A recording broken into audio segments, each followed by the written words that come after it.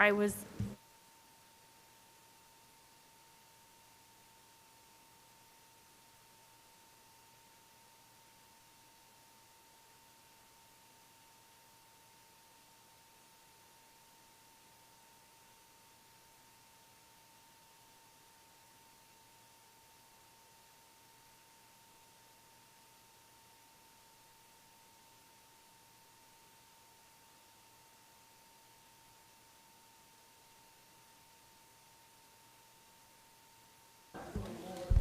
hello, hello?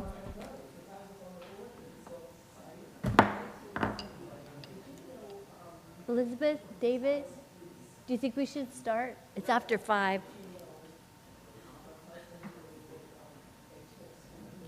I need a chair for you. I just had a meeting with,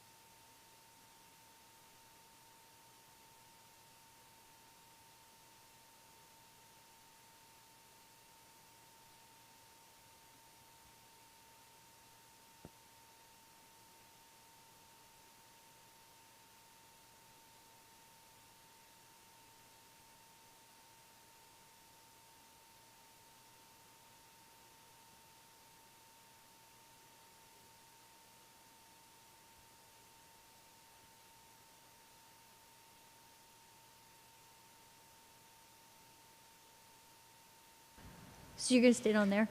Okay. All right.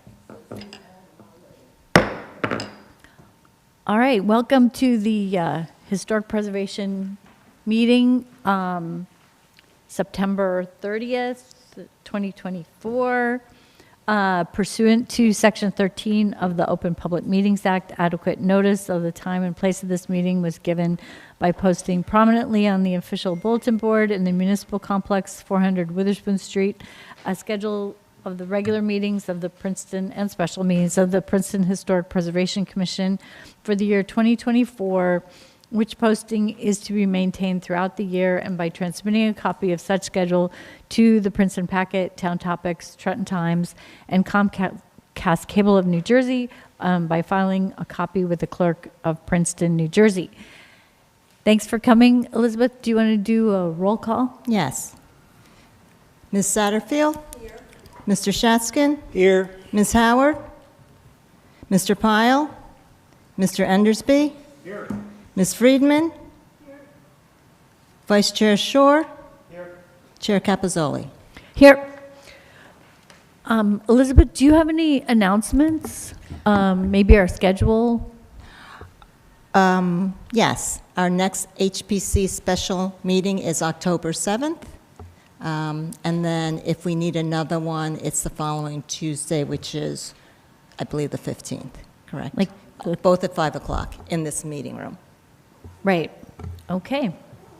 So we have 2 resolutions. The first one is Merit Engineering owner, OR Blau Corporation, Peter Dodds, 16 Nassau Street, was replacing the second and third floor windows. It was included in our packet.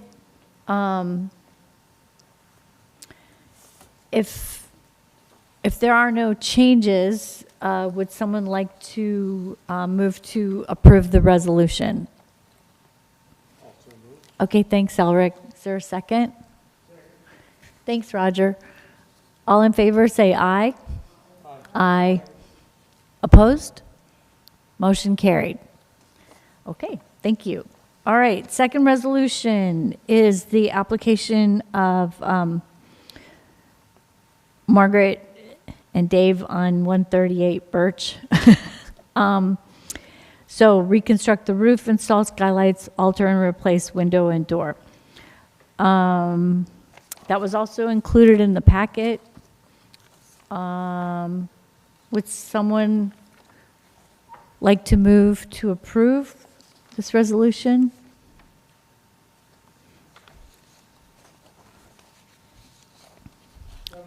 Okay, thanks, Roger. Is there a second? Okay, thanks, Shirley. All in favor, please say aye. Aye. Opposed? Motion carried. Thank you. All right, so we're going to move on to our application. The first one, although I don't know if we hear these at the same time, or this is for 36 Bank Street, and there's also 37 Bank Street, so. Madam Chair, I would Yeah. recommend that we do it separately, even though they are very similar, but I think the first one, which is just the windows on 36, and then 37 will come afterwards, if that's okay. with Yeah, the that's chair. fine. All right, let's start with 36, and I'd like Elizabeth to just briefly go over her report, and then we can get into the details with the applicant. Brad, do you need to plug in?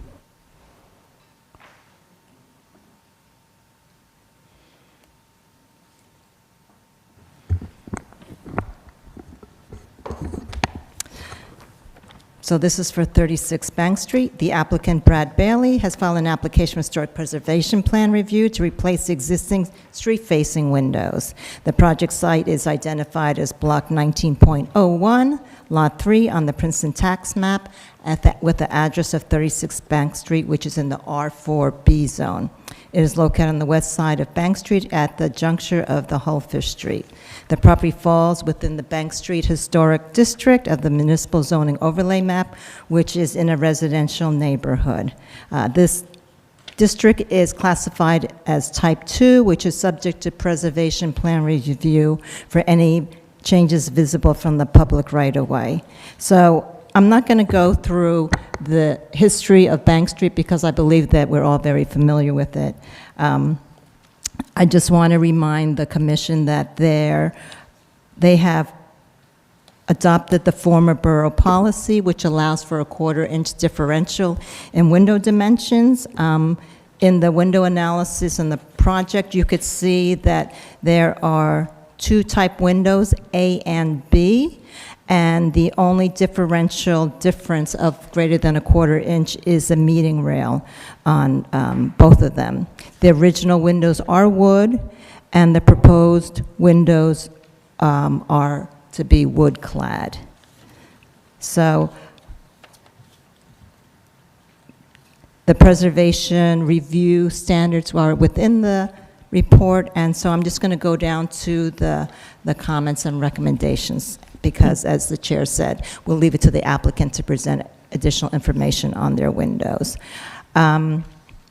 Typically, when we have seen projects within the Bank Street area, the bay window dimensions have been different, even from floor to floor, but also from the center windows to the two sides. So we just need to ensure that those dimensions that are provided are accurate, and we do ask that the applicant just double check, to make sure that whatever replacements, if approved by the commission, is going to be in keeping with the dimensions. Let's see. Also, I know that the wood finish, the window finish is to be white. There's a variety of different whites. If you could just submit one for our file, we'd appreciate that. The plans also indicate that the existing window trim, casing, and siding will remain, and it is assumed that the window sill and will also remain. And we asked the applicant how they intend to retain those features during their installation of the new windows. And the last question is there a reason that the windows are not wood versus wood-clad? Any questions that the commission may have, I'm available to answer them. All right, if anyone has questions for Elizabeth, otherwise, I'm going to ask our attorney, Lisa, if she would swear in the applicants and their professionals. Sure. I can do it at the same time, if you guys don't mind. You can both raise your right hands. Do you swear that the testimony you're about to give shall be the truth, the whole truth, and nothing but the truth? Okay. Okay, thank you. All right, so if you'd like to introduce us to the project and then talk about maybe a response to Elizabeth's memo, that would be great.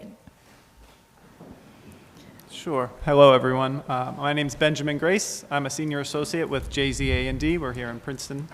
And I'm here with the applicant, Brad Bailey. Brad, our client, is looking to be a good steward in his upkeep of the property in this historic district and town. Here on the image on the screen you can see is this is 34 and 36 Bank Street is the building. The property in question for this application is 36 Bank Street, which is on the right-hand side. This is the front elevation of the building, which is seen from Bank Street. Just to situate you, if you are, of course, all familiar with Bank Street, but this is the last property up at the top left on the west side of Bank Street, up at the north end of the street before it turns the corner to Holfish Street. And so the scope of work for this project is sash replacement for 8 double-hung windows on the east elevation of the building, which faces Bank Street. You can see those 8 windows highlighted in orange on the elevation on the screen now. And we're only addressing 36 Bank Street. This is a duplex property. The opposite side of the building is not in the contract of this project. So the windows are, I'll keep it on this image. These are older style existing wood sash windows with pocket counterweights. So the proposal is for a sash replacement with new wood-clad double-hung pocket windows to be installed within the existing openings. I'll put the overlay of the 2 window types up on the screen now. So the intent here is that the jamb liner portion of the window assembly will be installed within the existing counterweight pocket, which will allow for the existing daylight opening to be maintained to the greatest extent possible. That allows us to be within the 1/4-inch tolerance for all components of the sash frame, with the exception of the meeting rail width, and I'll explain that component differential in a moment. Our intent is that the work can all be accomplished from the interior side of space without disruption of the existing exterior window trim or sill. There are also, if I flip backwards to the exterior image, there are exterior storm window frames, window screens on the outside, and those will remain in place. They will not be disturbed by the construction work. So for the meeting rail width, modern double glazed or insulated glazed window systems simply require a greater width of the meeting rail in order to accommodate the width of the glazing system. You'll find that across the board in aluminum, wood, or wood-clad window systems. So there is actually a 1 1/4-inch existing width to those meeting rail components, and what's being proposed in the system, which is, I should note the system, it's a weather-sealed, double-hung pocket sash replacement window system. It's a 1 7/8 inch wide meeting rail. So there's a 5 1/8 inch difference from what exists there today.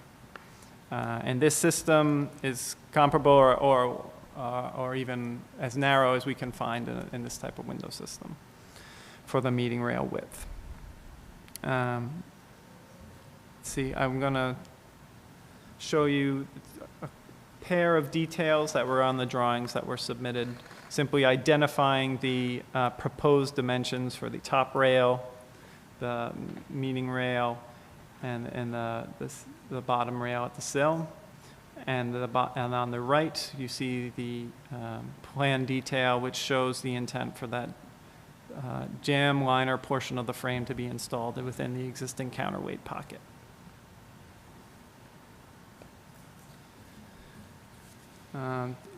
I will remark that in response to the comments and recommendations, these windows have all been field surveyed and verified, but we can, of course, confirm all of our dimensions that have been taken. But our conclusion from that field survey is that for the bay windows, all three of the windows, the center and the two sides, are in fact the same width, the same dimensions. I believe I addressed the comment about the meeting rail. We can provide a color sample from the manufacturer for the proposed windows. The intent is that the windows will be installed from the interior side. So potentially there could be minor disruption to the interior trim surfaces, but the exterior trim, the exterior sill, the exterior storm window, all of that would remain intact during the installation of these windows. And the purpose for the comment E here, the purpose for the wood-clad windows in place of the existing true wood windows is that the wood-clad windows simply offer a greater level of durability, better thermal performance in terms of conducting and transferring heat into the building, and would allow for a greater lifespan of the windows in place. Okay, thank you. Yes, Elizabeth. Madam Chair, I just have a question for Mr. Gray. So you had talked about the dimension of the window, and you had talked about the existing window has the pocket weights in them. Your dimension, is that your new window, is that including that dimension, or are you keeping it where it is?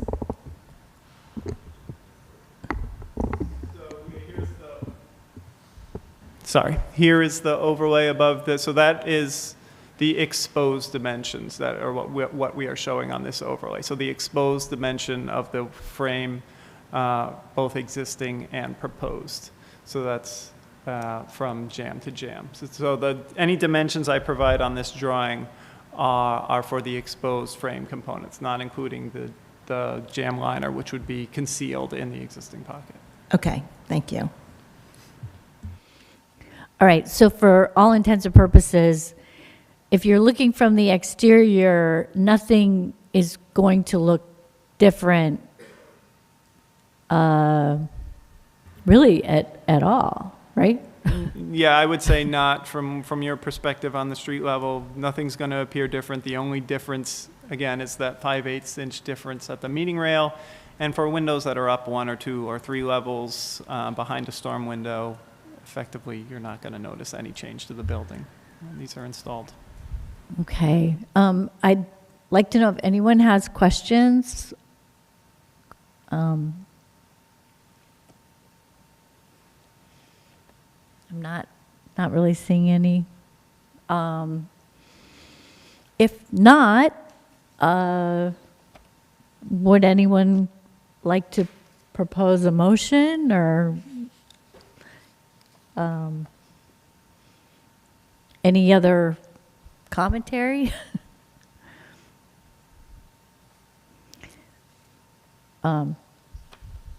Since we have the other applications, today.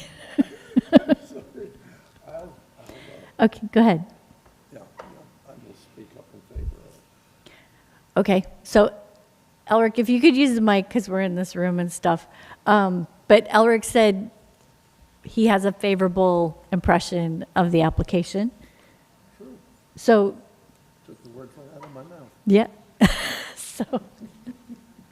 So you want to move forward with that, or? I mean, if someone has any objections or questions, I'm totally open for that. But if not, does anyone want to move to? I see a second down there. Okay. Good. Oh, okay.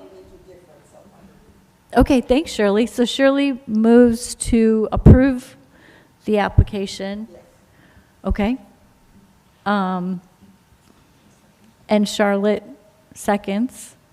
I'm sorry. All right. So I guess we'll take a vote. Yes, I'll do the roll call. Ms. Satterfield? Mr. Shatskin? Yes. Mr. Endersby? Yes. Ms. Friedman? Vice Chairman Shore? Chairperson Capizzoli? Yes. Thank you. All right, let's move on to 37 Bank Street.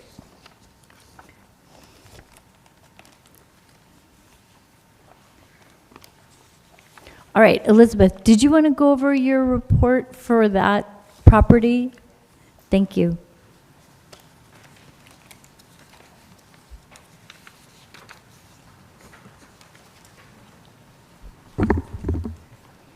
So this is really easy because the applicant doesn't have to move.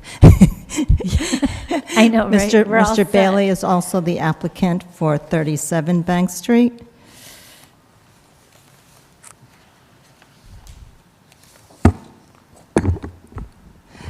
So, as I stated, the applicant, Mr. Bailey, has filed an application for historic preservation plan review to replace all windows and siding on the house. The property is identified as Block 19.02, Lot 47, on the Princeton tax map with the address of 37 Bank Street in the R4B zone. It's located on the east side of Bank Street at the bend of the street close to the Hullfish Street intersection. So this is immediately across the street on the other side. So it's just as the road bends. It's almost like this property is like a corner property. The property falls within the Bank Street Historic District of the Municipal Zoning Overlay Map, which is in a residential neighborhood. Again, this property is classified as District 2, which HPC reviews any changes visible from the public right-of-way. Since this application is replacing all the windows and it is basically a corner lot, all three sides of the house are visible from the public right-of-way. There are 6 different styles of existing wood windows, A, B, C, D, E, and F. E is a 2/2 window found on the first floor rear elevation, and type F are all the basement windows. And A through E are, I believe are they the 1/1s. Again, HPC follows the former borough policy of a 1/4 inch differential. And if you look on the window analysis again, those areas that are bold show the area that's greater than the differential. So for all of them except for window type F, again, it is only the meeting rail that exceeds that 1/4 inch. Type F, again, which is the basement windows, there is more differential top rail, bottom rail, jamb, glass window, width, and length. So that's for the HP to determine if they consider that to be acceptable or if they feel it's too great a change. To move on to the siding, there is a composite existing siding that has a 10.5-inch exposure, and the applicant proposes to replace this with hardy plank fibers cement lap siding with a smooth finish, and they are proposing to match the exposure. Again, the HPC review criteria are listed within the report, and I'm just going to go down to the comments and recommendations. I already talked about the windows. Let's see, F is the basement window, which are going to be fixed awning. I'm just going to see, we talked about the difference in the bay windows on the first and second floor, and again, I'll ask the applicant to address that, which might be the same answer that he provided for 37. Again, if the applicant could submit a true color sample, that would be appreciated. These plans indicate the existing trim and window casing will remain. The applicant should confirm that the window sill cornice will also remain. And again, if they could address if these are going to be the same type of window replacements as they had for 36, and if they are going to be from the interior, or if the installation is going to be different. And again, if they could indicate why they're replacing it with wood clad instead of wood, that would be appreciated. The bigger question really is the siding. I don't know if the applicant has done any investigation on that composite siding. I mean, there is a good chance it could be asbestos, so we would want that to be investigated, and if you are going to have it removed, you would need to meet the requirements to safely remove that and contain any type of airborne asbestos.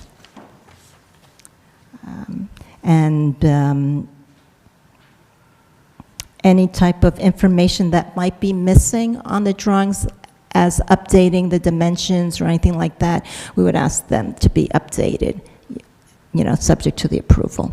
That's all I have, Madam Chair.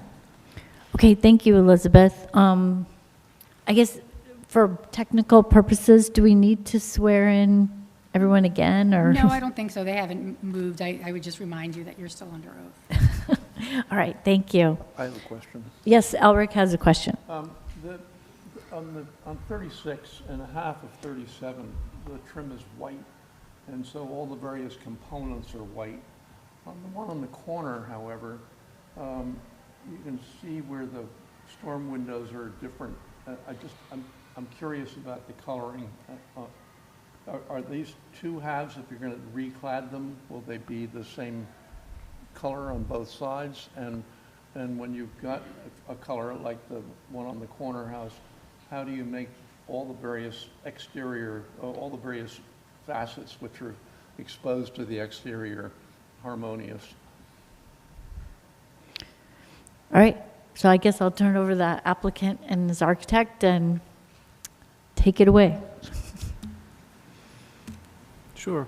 So I have a picture from the front of the building. This is, now we are turned around on the street facing east.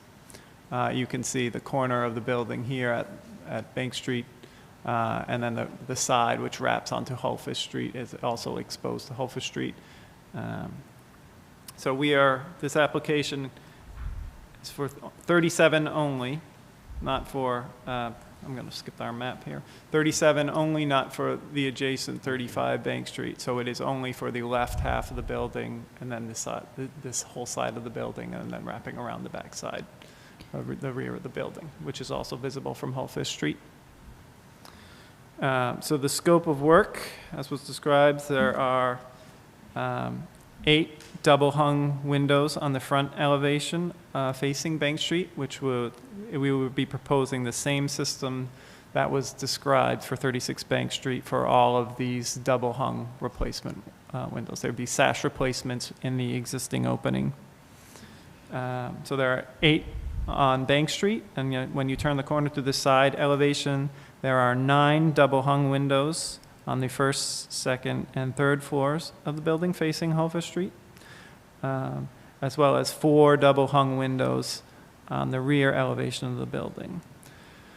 Additionally, there are 3 two-pane, side-by-side pane windows at the basement level, which are proposed to be replaced as well. This is a different window system. The awning picture window that is fixed in place, not operable. And of course, the proposal is to replace the siding on all 3 elevations, but only for this half of the building. Wait, Elizabeth? Mr. Benjamin, I did forget one comment was, I didn't see a color specified in the plans for the siding. Could you, explain what that might be? Is it the same, or is it something Yeah, different? the intent is to maintain the existing color, both for the siding and for the trim. So the lighter brown color for the siding and the medium darker brown color for the trim.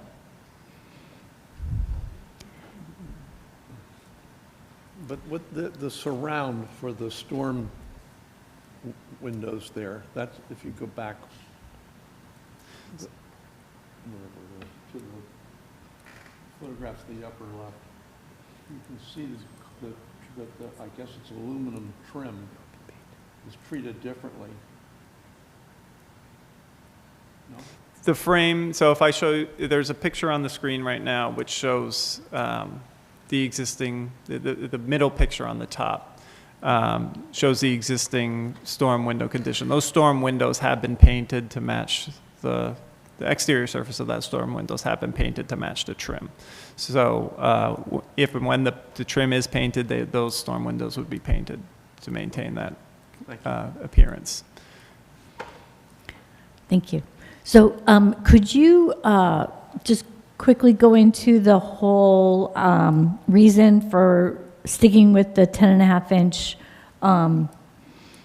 exposure rather than a narrower exposure? So that decision was made simply to maintain the existing exposure dimension.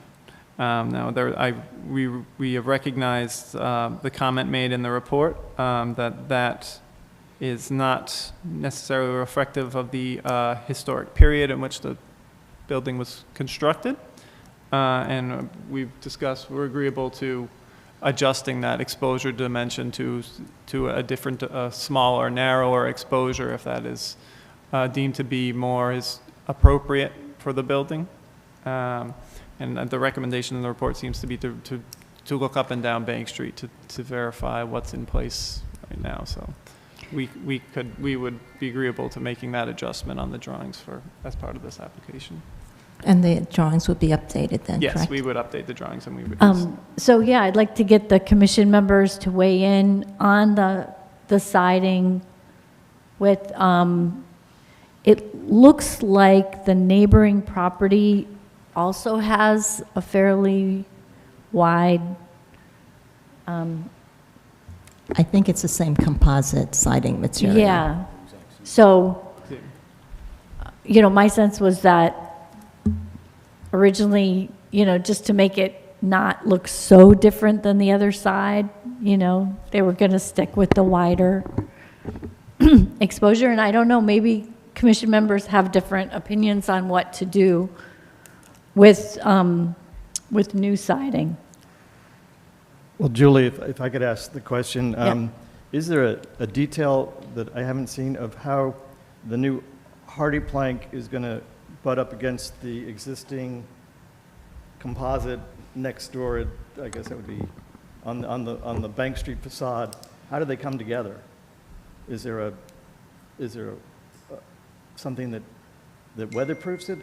It just seems like we have a joint or something there. I don't understand how that works. Not that I want to emphasize that. I like that it's not emphasized, but I don't understand how it's going to work, the two different materials coming together. Usually that's a kind of a joinery or something problem. Yes, and in terms of the construction, the depth of the system would likely be minimally deeper than what's in place right now. I think it's likely there would need to be an end cap to the new fiber cement clapboard siding. It could be emphasized or it could be minimized in terms of a sheet metal, like a thin sheet metal cap, or it could be emphasized as part of as a vertical trim piece. That is not demonstrated on the drawings right now, however. Thank you.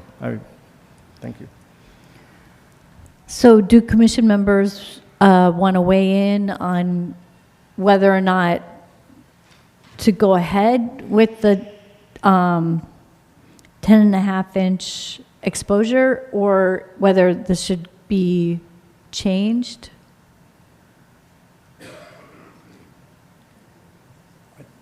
I guess my notion would be to find what's underneath it, what's underneath the existing siding.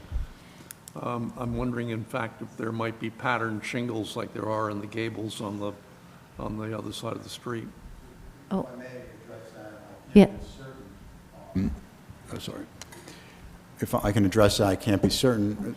On the previous property, we discussed 36.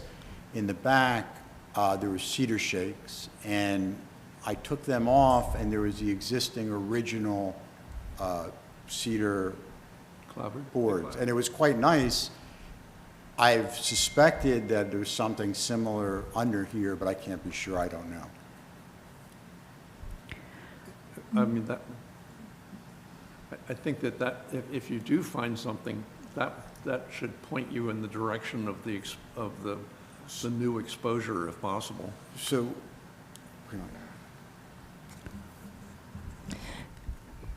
Mr. Endersby, if they find something that is more decorative than the standard clapboard, what would you say about I that? heard part of what you said. If it was more of a decorative siding versus just a straight clapboard? I just, it's the character of the neighborhood and the fact that there's a lot that survives after 120 years. And, you know, anytime you get a divided house like that with a line down the middle, it's interesting in a way to see the progression of materials and whatever. But I think that finding existing conditions should be instructive. It may be rejected in the end, but at least that's important to know better, know the building better. So in other words, if it was ascertained that underneath was clapboard that was in decent enough condition to be repaired or left as such, it could be left without covering, potentially. Well, if wishes were horses. I think Mr. Endersby is saying that would be preferred. I mean, if the clapboard is still in good enough shape, but if not, then I think we have to decide, you know, presuming that it is not in good shape, then we either have to say, yes, 10.5-inch exposure is fine, or we would recommend, Can this A be an different- administrative outcome? I don't know, ask Elizabeth, because she has to deal with it. But just rather We than- could have a subcommittee.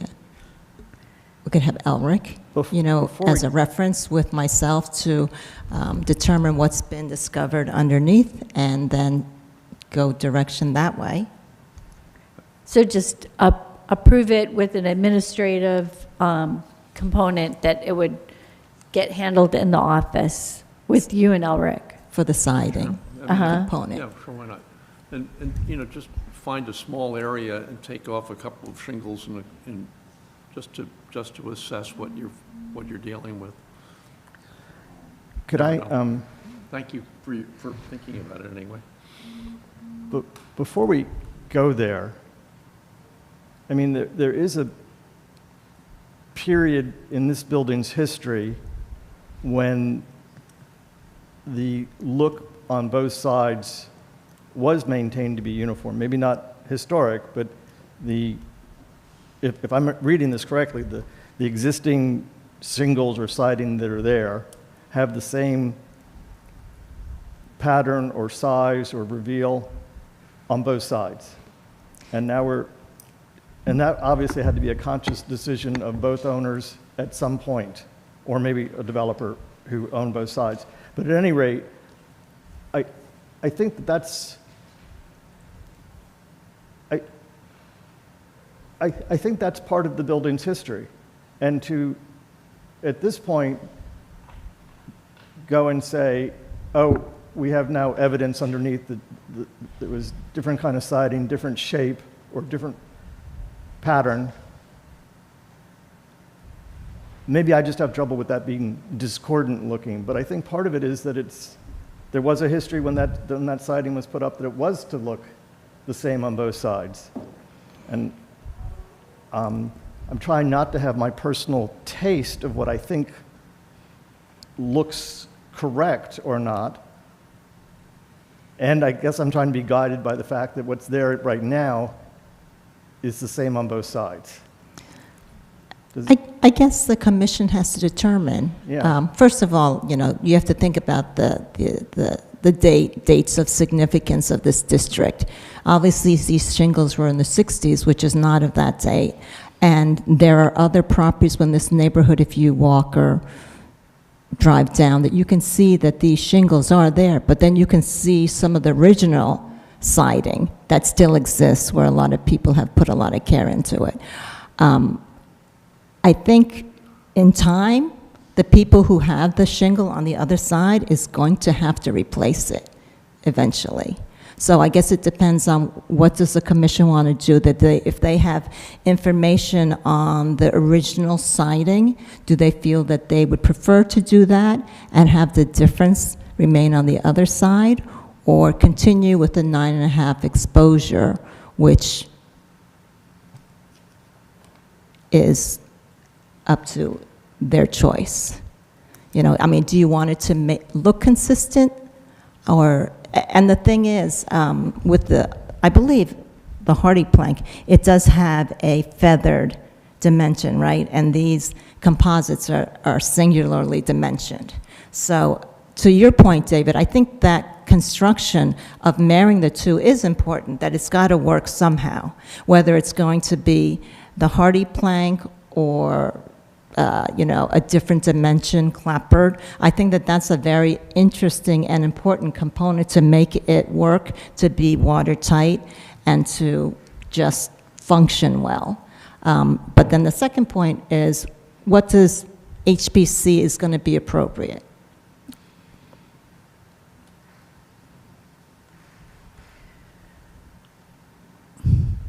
All right, so if, if the siding underneath is in good shape but a different dimension, would you, David, would you have a problem with that?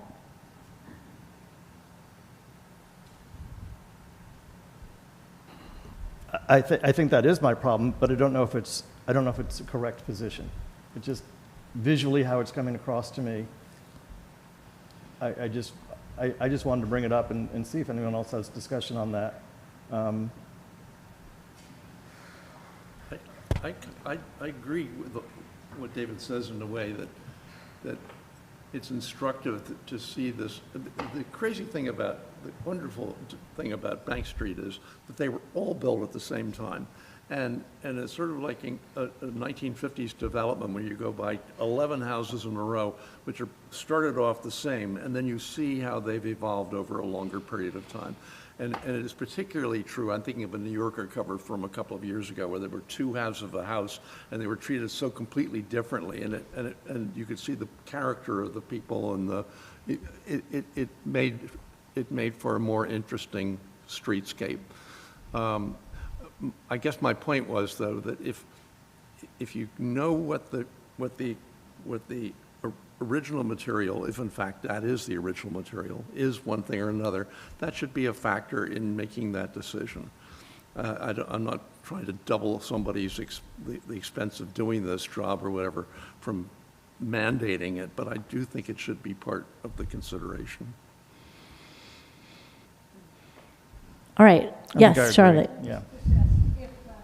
If you did remove the existing siding and discovered cedar planks underneath, wouldn't they be at different planes then? I mean, Right, cedar yeah. planks is going to be more recessed than adjacent, right? Yeah, so would there be like a vertical strip or something that would be dividing the two sides, or how, yeah, So for the two materials in the same plane, even if they're different or they have different exposures, it's easy enough to provide a reveal joint that could be caulked and weatherproof. We would have to develop a joint transition detail if we were dealing with material finishes at different planes, and we can certainly provide that as part of the compliance documentation. all right, so this makes me feel like having Elric as a subcommittee seems like a smart idea, since there may be things understood later that we can't really react to right now. And then that would give the applicant some flexibility as well. If it becomes clear one thing is easier than another. So let's see. Elizabeth? I know she's having a conference right now. Are there other comments or opinions? I think if we were dealing with the original material on both sides, it would be a different story, but we're sort of stuck in medias res here in the middle. On my street, a non-historic district, in the Tree Streets, we have a couple of side-by-sides that are totally different. One has a slate roof on one side and an asphalt roof on the other. Another one has the same adjoining stairs, but at different pitches, different stringers right next to each other. And you sort of get used to it, and it speaks to the evolution of the neighborhood and the fact that these things were done at different times, or maybe you had neighbors who didn't agree. It's strange. Most of the houses are painted the same color, and yet they have these discordant elements. So I'm sort of on the fence about how I'd feel if the clapboard looked different on one side than the other. I'm not sure that I can decide. Subjectively, I think I agree with David that I'd like to see it uniform, at least on the front facade. The sense that this was one building at one time, although it's two homes in one house, so to speak. But it's a thorny question, so I'm happy to defer to a subcommittee. Right. Elizabeth, so as far as having Elric as your subcommittee, do you think that would work in terms of the flexibility needed in case of new discoveries, or? I think that it's probably better because then we're not going to ask the applicant to come back after taking a portion off and come back to HPC and present what they have. I mean, if the commission is comfortable appointing Elric and myself to do administratively, then I think that it could work. And Elric, you're not leaving the country anytime soon? Not soon enough. All right, yes, Leighton. I did, Julia, I did have one other question. On the side elevation, all the windows are 1/1 except, or maybe it's the back elevation, sorry. In the back elevation, there's 2/2. Is that just to match what's there now? Yes, that's correct. That's a unique condition. That was a rear porch that was likely enclosed after, I imagine after the original construction, that the window's distinct from the rest of the windows on the property. So it's the only 2/2 on the property. Yeah, I mean, I guess it's your discretion to keep it, but it doesn't really seem necessary to me. Yeah. We would be open to just simply installing a 1/1 style window to match the other styles. Dimensionally, I don't believe it matches any of the other openings, but for consistency of the overall composition, the 1/1. Yeah, I mean, that whole shed structure seems to be a later addition, obviously.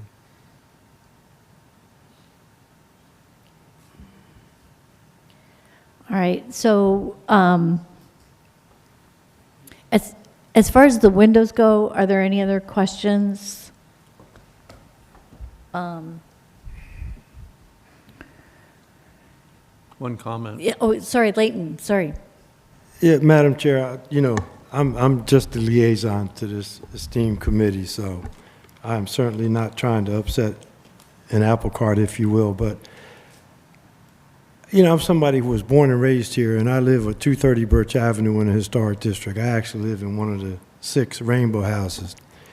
And, paying attention and listening to this whole presentation, it appears to me that the house on the right side of this house, it's a duplex. And basically, they probably both started out looking exactly the same. Now, the one on the right is obviously different. And it just seems to me that we are going through, I'm not saying it's not wrong, I'm not saying it's right, but it's the history of the house being a duplex has already been compromised. the right side is not like the left side right now. And we're going through a lot of pains to ensure that the left side has historical integrity. But my question is, did the right side already lose historic integrity? And if it did, why are we spending this time on the left side of the house? I don't know, maybe that don't make sense to nobody here, but my question is, should this institution be looking at duplexes in such a way that if one side of a historic entity is going to be changed, that should it involve the other side of his historic entity? I understand there's two different owners on this situation, but that just merely complicates the matter. That's, like my commentary. To me, this seems like much ado about nothing, quite frankly. I understand the historic integrity. I do. But I think it's already been lost because this was a duplex, and the right side of the house has compromised the left side of the house. So to me, I don't get it. Just my opinion. Sorry. All right, thanks, Leighton. Are there other opinions about how to handle this situation? Can I just offer an aside, and that is that when I first started doing oral history here in Princeton almost 55 years ago, quite a few of the preceptors who taught the underclassmen under Woodrow Wilson when he was president of the university, the preceptors, some of them were still living. And they had all been young men, mostly. I don't think there were any women involved, but there certainly were wives and widows of them who told me that at that point, Bank Street was being laid out, and so many of them lived there, and so many of them were starting families that the town wags started calling it the incubator. Right. Well, I think back to David's point, the history of this neighborhood has evolved over time. It's really kind of interesting to see that as different neighbors express themselves differently on different halves of the building. So I think that's just part of being in 2024, is that we're going to see different styles mixed together. My sense is from the applicant's viewpoint, it may be a little easier to handle this with a subcommittee in case they do have a change and they do want to use something like, let's say, keep an original section or use something else. Whereas if we approve the application with this siding, then they really don't have any flexibility at all.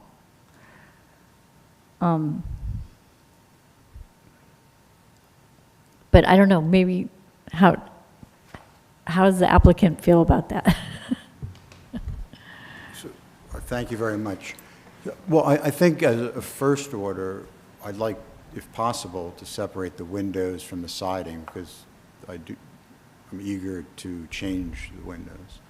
As far as the siding, I like what you expressed in terms of the flexibility, because perhaps, my understanding as when decisions were put this siding on was probably it was state of the art and it made a lot of sense. So, but I don't know what level, what's underneath, or the integrity, or how nice it is, or what it would look like from a historic perspective. It would be certainly more historic, representing most likely the first several decades of the property. But it'd be great to know, because as I said, with the other property across the street, what I did in the back, it really was surprising to me how nice it was, and that they just shingled over it. So that, I would say it'd be great to have the flexibility. But I would like to move forward with the windows, as that seems like a simpler process. All right, well, that makes sense to me. So is there, if we did it with the subcommittee, then you would absolutely be able to go ahead with the windows and then have that flexibility with the siding, as long as, as Elric sticks around. No, if you can get some samples, as soon as you have something, let us know, right? All right.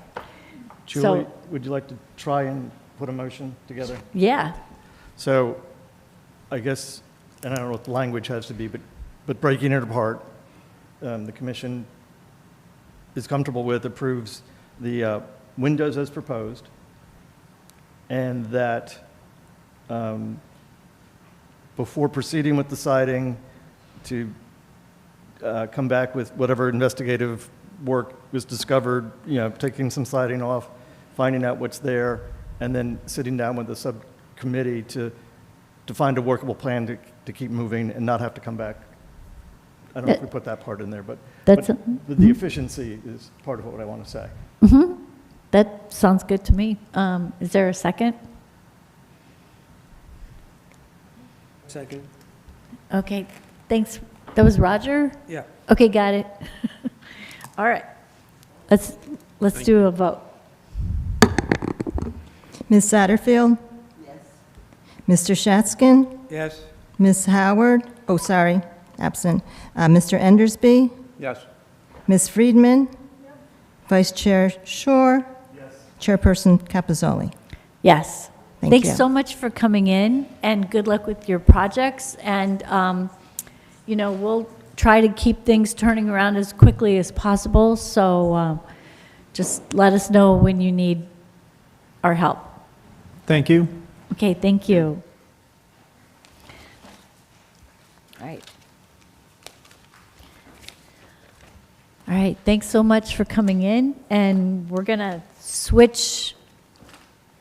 Oh, was that a sign? We're going to switch our team.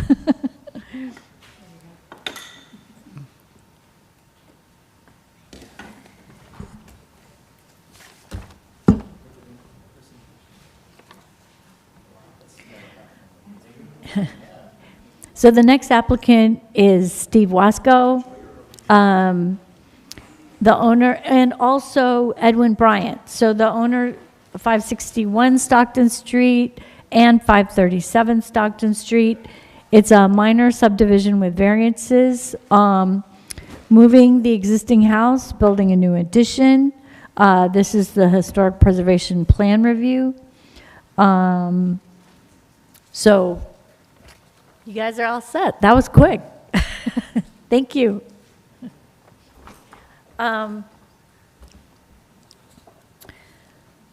So, Elizabeth, do you want to start off with your report?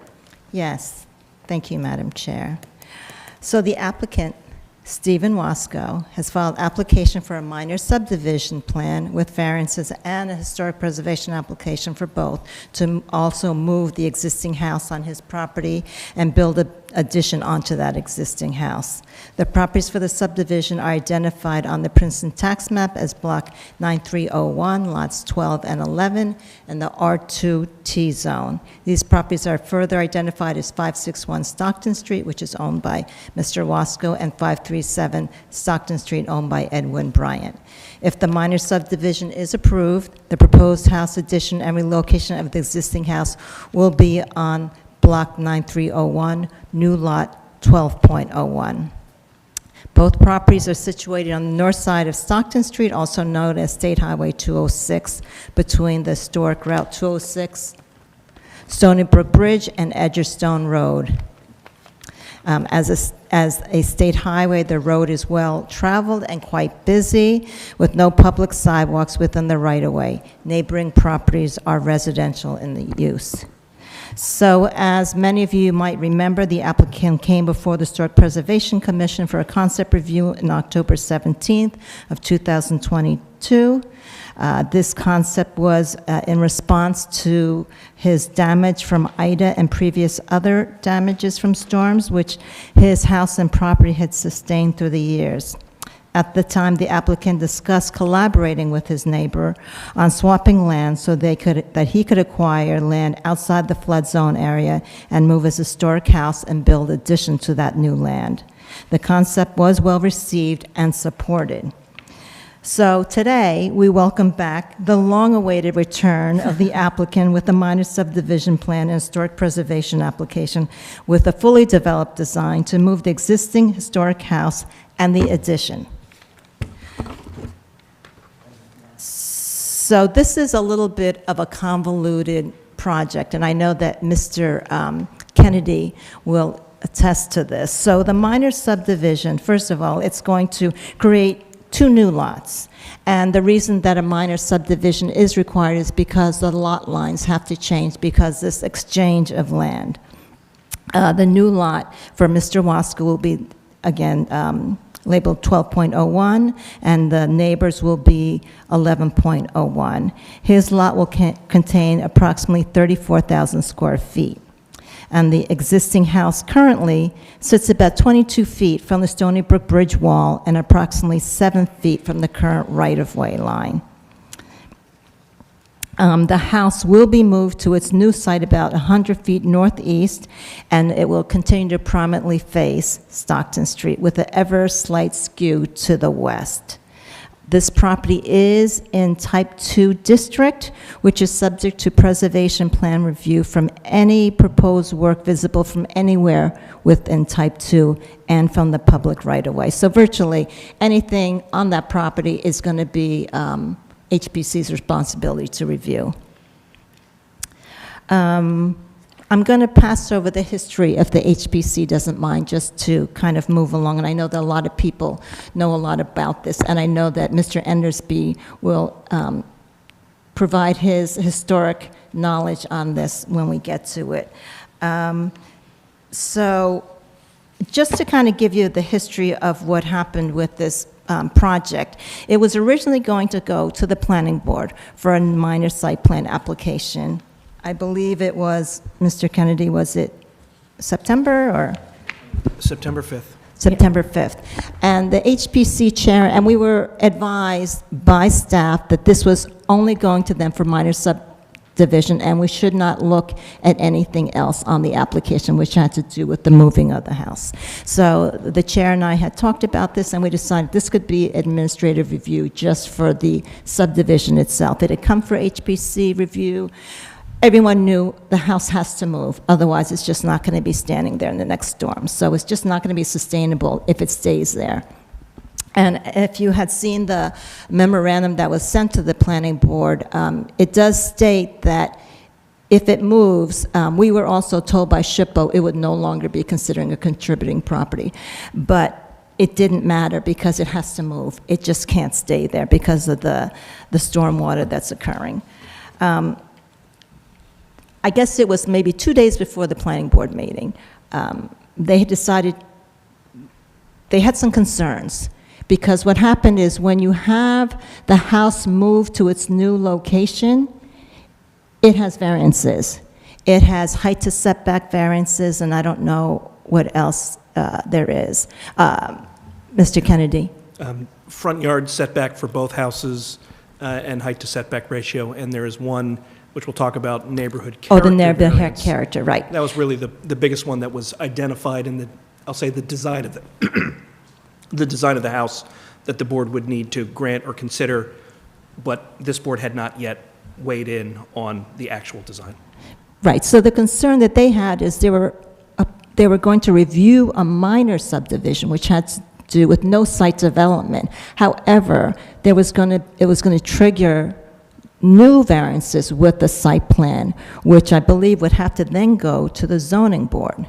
No? Okay. I mean, conceivably, but that was not something that was going to happen. And I think that they felt it was just very circuitous to go around. So what they preferred is for HPC to review both applications so they could get HPC's feedback because let's say there's a height to setback. Let's say HPC says, you know what, we really are not happy with that, or, we'd prefer to be a little taller. So their degree of variances would change, because when you fill out a variance application, you have to see what degree that you are in violation. So, and they wanted to make sure that anything else that maybe the Historic Preservation Commission would want to impose on the applicant, which may change their design, would impact any of their other variances. So that's why we're here today.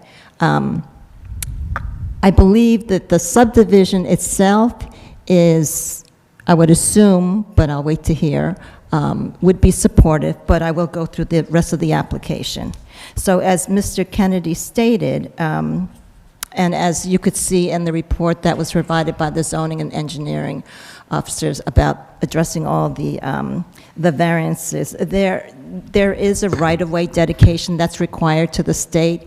So the neighboring property, Lot 11, his is a conforming lot size. It would now become non-conforming, even with the swap of land, because there's a certain amount of right-of-way that needed to be dedicated. And also, his setback would also be in violation, because now their right-of-way is so much larger.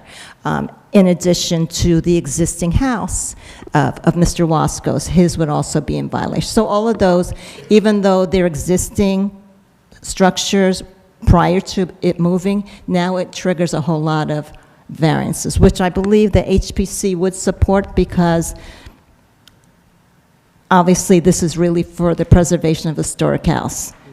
And again, I have to thank the applicant for reaching out to the neighbor and for them working so well to be able to, create such a combined effort to afford new land on a higher, out of the floodway elevation, and the neighbor being able to have an opportunity to have some frontage to the Stony Brook. So I really thank both of them for working together, and I really thank the applicant for having the stamina to continue to do this for several years. I kept on thinking, oh gosh, I hope this isn't a bad storm. I got to drive by Steve's house and see what's going on. In any case, as mentioned, the minor subdivision is in the jurisdiction of the planning board. However, the site plan, which has to do with the move of the house and the addition, is solely in the jurisdiction of HPC. So that's just a clarification. So we will have a resolution for that, and then the minor subdivision will have a memo from the chair to the planning board. Okay, so Elizabeth, quick question. So at the planning board, they will only be dealing with the subdivision part of this, and as far as the addition goes, we're handling that here. Well, what we would say is we would talk about what was discussed about the move and the addition, to let them know, one, were there any changes from what they have on their plan if they didn't change it again? Did it affect any of the variances they're proposing? Would they have, would they need to adjust it according to what HPC might impose on them? Or, and that's the reason it came back to HPC, because they want to hear what HPC, I see Ryan like... We're, more or less. I mean, ultimately, I think as to some of these things, this board is advisory to the planning board, and ultimately, they'll be acting on a minor subdivision. And just to be clear again, we're not creating any new lots. It's a lot line adjustment to allow more room to move the house further up out of the flood area.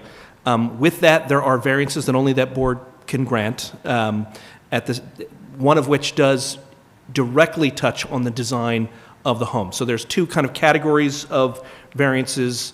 One are essentially the setbacks, where we're moving the house to, or the setback that is created by leaving the other house exactly where it is, because the state of New Jersey is taking about 30 feet of extra land to make Stockton Street bigger, perhaps, in the future. So that created a new setback for the house that's not moving whatsoever. And then the second bucket that's not really related to moving a house or the road getting bigger, essentially, is a design variance for the garage design of the revised moved home. So we're proposing to relocate the historic home up out of the flood area to add an addition to the back that includes a side entry garage. And we have a slide on this. I'll be honest, it took us a while to even understand what the variance was. There is a neighborhood character, I'll say, issue, and we'll show you what we think it was meant to solve and let you kind of weigh in on what solution there might be or whether it makes sense to proceed as we've designed. But as Ms. Kim said, it would make no sense for the planning board to decide on any of these variances or the lot line adjustment if, after this board looked at the house design, we had to go back to either that board or someone else for revised variances. So it was a good administrative attempt, I think, on behalf of everyone in Princeton to try to split the application into two HPC applications, one just for the subdivision and one for the design of the home. But at the end of the day, that was, as it turns out, not at all helpful. And so we're back here to hear everything essentially at once. Wow. Okay. Well, we'll do our best. All right. So why don't you guys, Elizabeth, did you want to go over your recommendations and comments before they start with their presentation? Yes, I think that might be a good idea, and then I could always kind of pedal back to whatever. So, first of all, I just want to say the recommendations and comments for this project are very long. But the reason is because there was such a quick change in the planning board asking HPC to review it and being sympathetic to the applicant. We really wanted to get him in here. And typically, our office would do a completeness review prior to them coming in. So a lot of these things on here that I'm asking for, product sheets, colors, drawings, updated dimensions, things like that, those would have been things that probably would have been handled during that time. So those are not make or break things, but they're things that I added on here because I didn't want it to be forgotten, when the drawings are updated. So it has no real effect on the quality of the design. So in any case, let me just see if I can go through here, unless the applicant or the architect feel that they could hit a lot of these points themselves. I think the one thing that I want to mention is it's kind of like scale mass. The existing historic house is small. It's a very modest house, and the addition is greater than double the size of it. So I just want the HPC to kind of review that, see if they find it's appropriate. Obviously, HPC never wants an addition to dwarf or take the prominent view of the structure away from the historic building. So that's one thing that I want HPC to look at. However, with that said, I do want to say that the addition isn't any wider, really, than the existing house, and it isn't a monolithic design where it's just a box. There are some recesses, and they have a big patio area that's kind of centered but within the existing historic house and the addition. So it is broken up that way. The view as you're traveling west on Stockton Street, I believe that it'll be blocked because there's a lot of vegetation, so you won't see it as much. I think if you're coming the other way, it might be a little bit different. The other comment that I had was that the existing house appears to be a few steps higher than where it sits right now, so it looks like it's elevated more. There's new windows in the basement in the front of the house that wasn't there before, which are more of a square shape, and it's kind of lined up, so it makes it look taller than it is now, and it doesn't look as grounded. So that has a little bit of a concern to me. I don't know if there's a possibility to remove those windows. I know that there's some windows added on the east side of the basement, or if they could just be narrower to make it look not like it's as tall as it is. And I think that that's just it for now, and I'll interject later, but I want the applicant the opportunity to move and make their comments. Thank you. All right. Julie, Thanks, Elizabeth. Can I ask a quick question? Sure.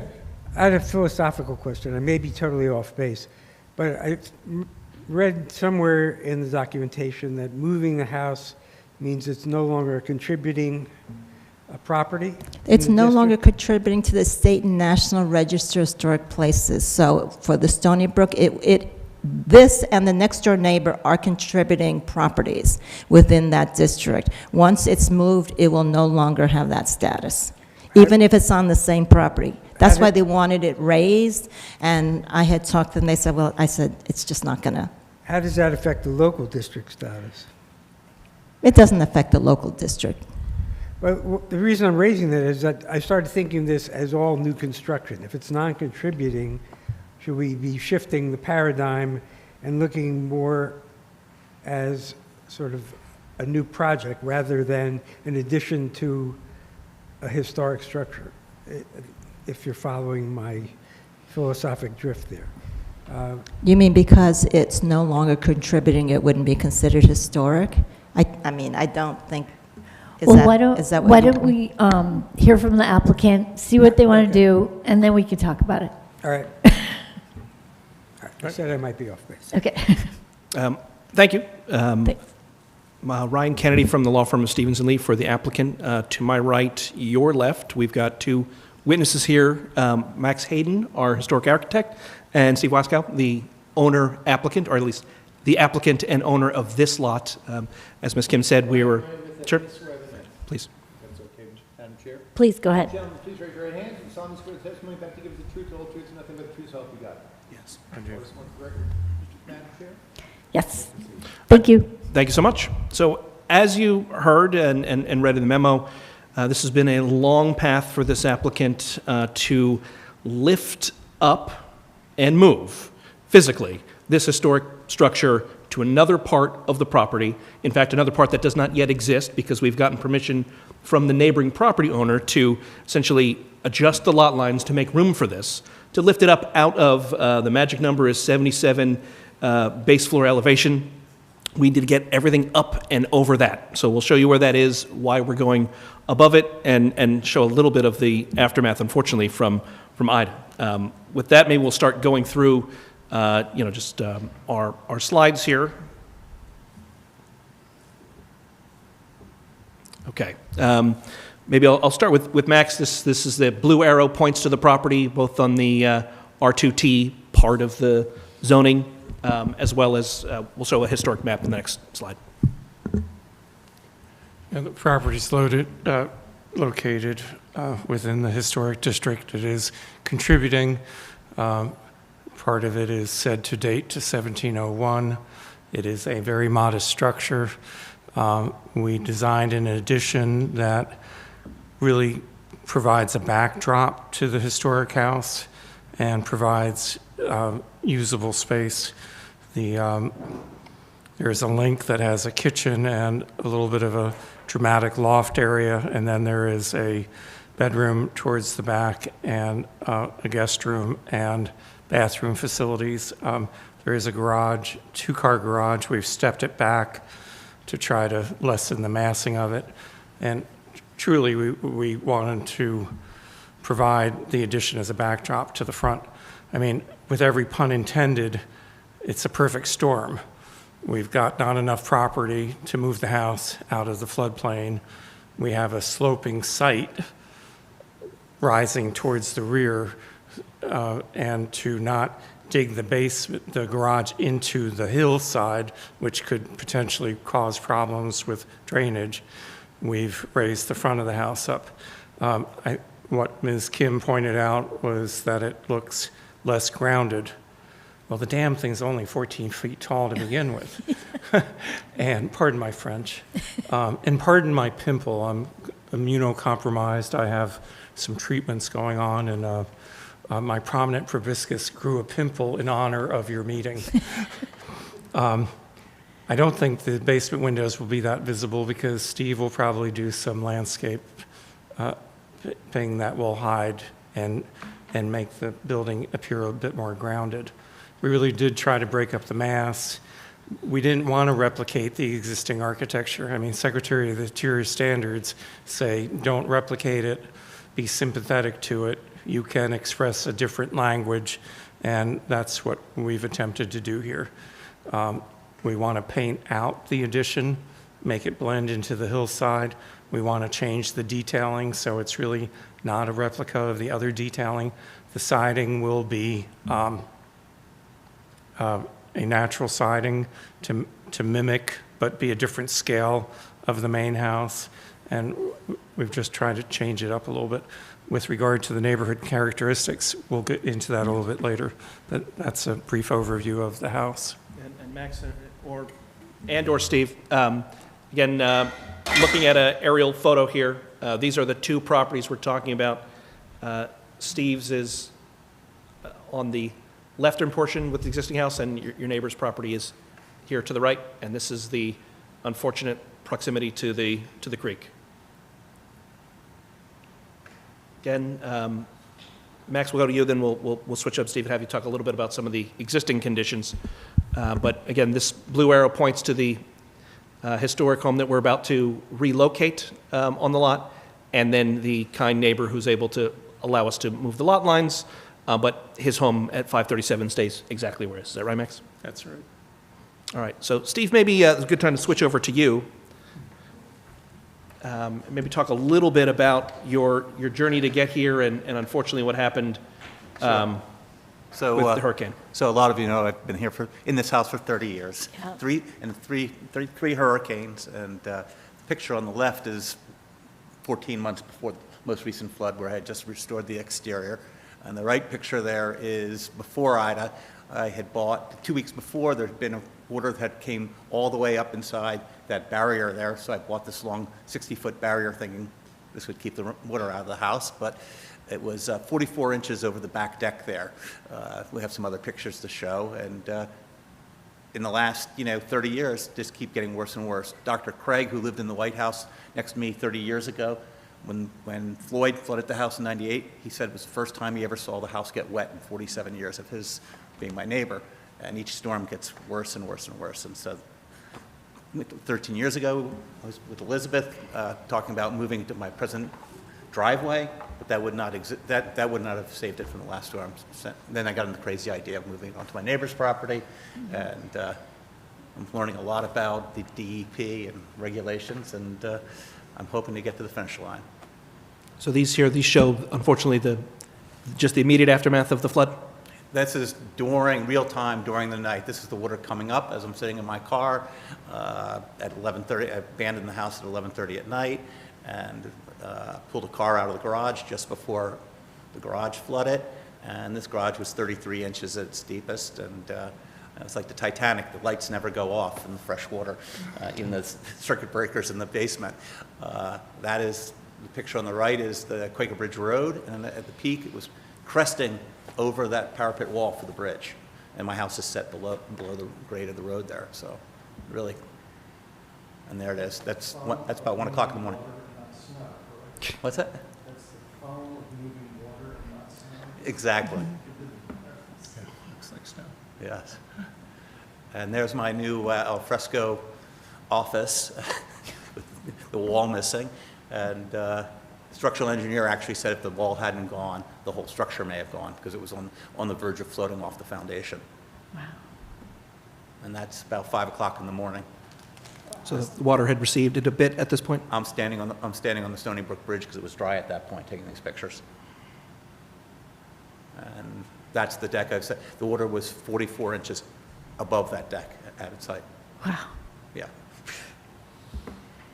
And that's the debris, and That orange or that yellow thing that's strewn here, that was the sock, the anti-flooding? Anti-flooding barrier that did little. Mm-hmm. And this is my backyard, my Wow. waterfront property, and that's my living room. Sorry. Living room and the other room, and on the top corner you can see that's my kitchen table with my Mac computer on top of it, and you can actually see the water line on the kitchen table. So And on the bottom right, that actually lifted that shed up off its... float it. Yep. Yep. So we thought we'd try to show on one slide what the actual plan for relocating the house is. So Max, bottom left here, this is the existing location of the home that was flooded. This purple line here is the base flood elevation that just went right through the house, essentially, and was, if you look at a lot of flood maps, they don't always line up with where things flood. In this case, it was pretty close, that these lines were fairly accurate and ultimately flooded pretty darn close to where the new maps show the flood elevation should be. This dotted line here in red shows the existing lot line. The green line is our proposed revised lot line to allow us to have enough room to move the house safely out of the flood area, and not just the home that needs to be out of the flood area, but the stormwater mitigation that we have planned has to be up out of that flood area too. So we've proposed that between what we'll call the existing garage and the relocated home. To the right in green, these are things that are going to remain unchanged. All right, so this is we'll call them the kind neighbor's home, allowing us to with the patience for us to do this and move the lot line and do this land swap.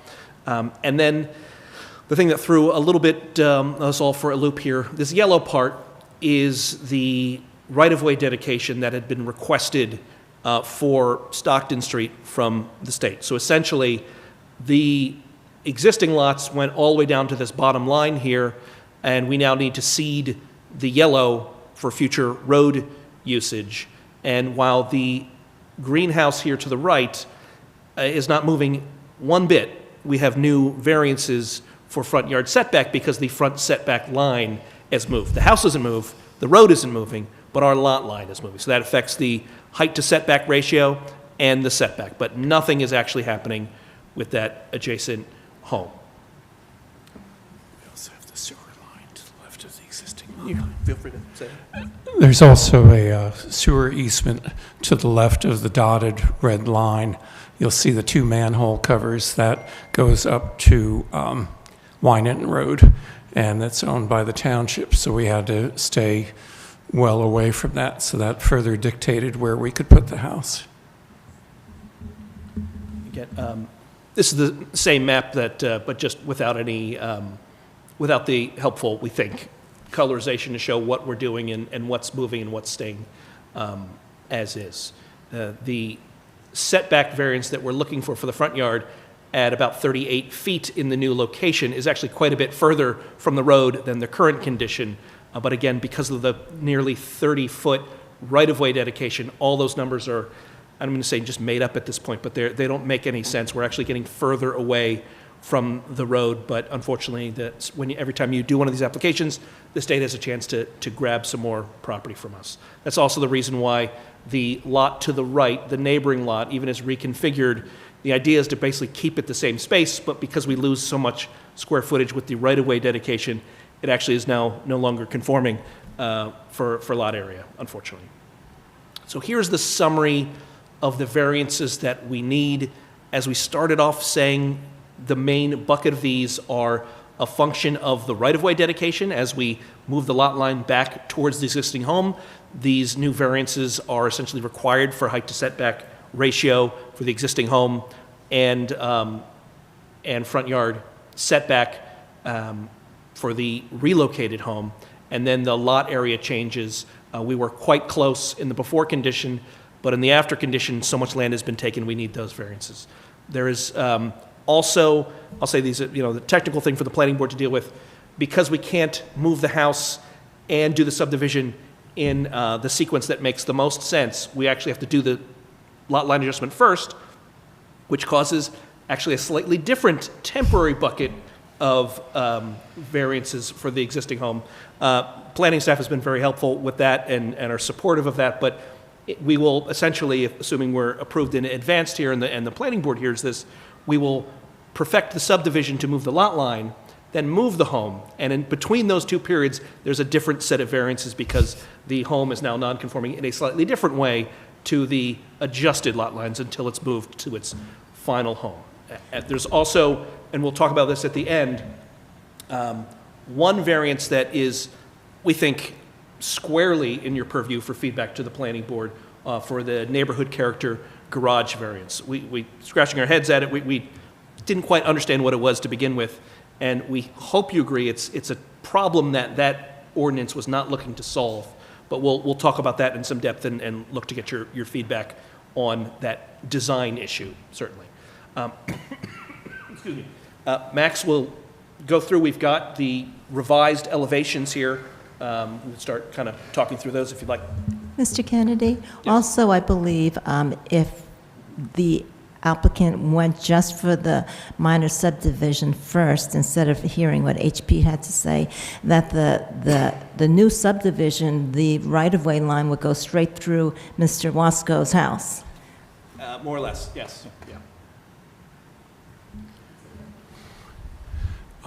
In response to some of the comments by Ms. Kim regarding downspouts and gutters and the existing house and whether we're keeping the shutters, you can blame it on the laziness of the architect not wanting to draw the shutters, and I'll be happy to do that so that you'll see that.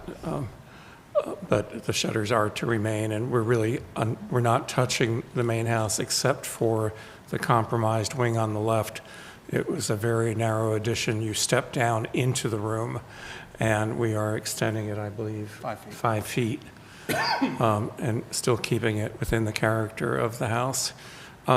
Really, the design was intended to provide a backdrop to the front house and also kind of mildly reinterpret what if this house had been built today, how would it have been built? You know, very simply, not with gable roofs. That's why we're doing the shed roofs on the additions.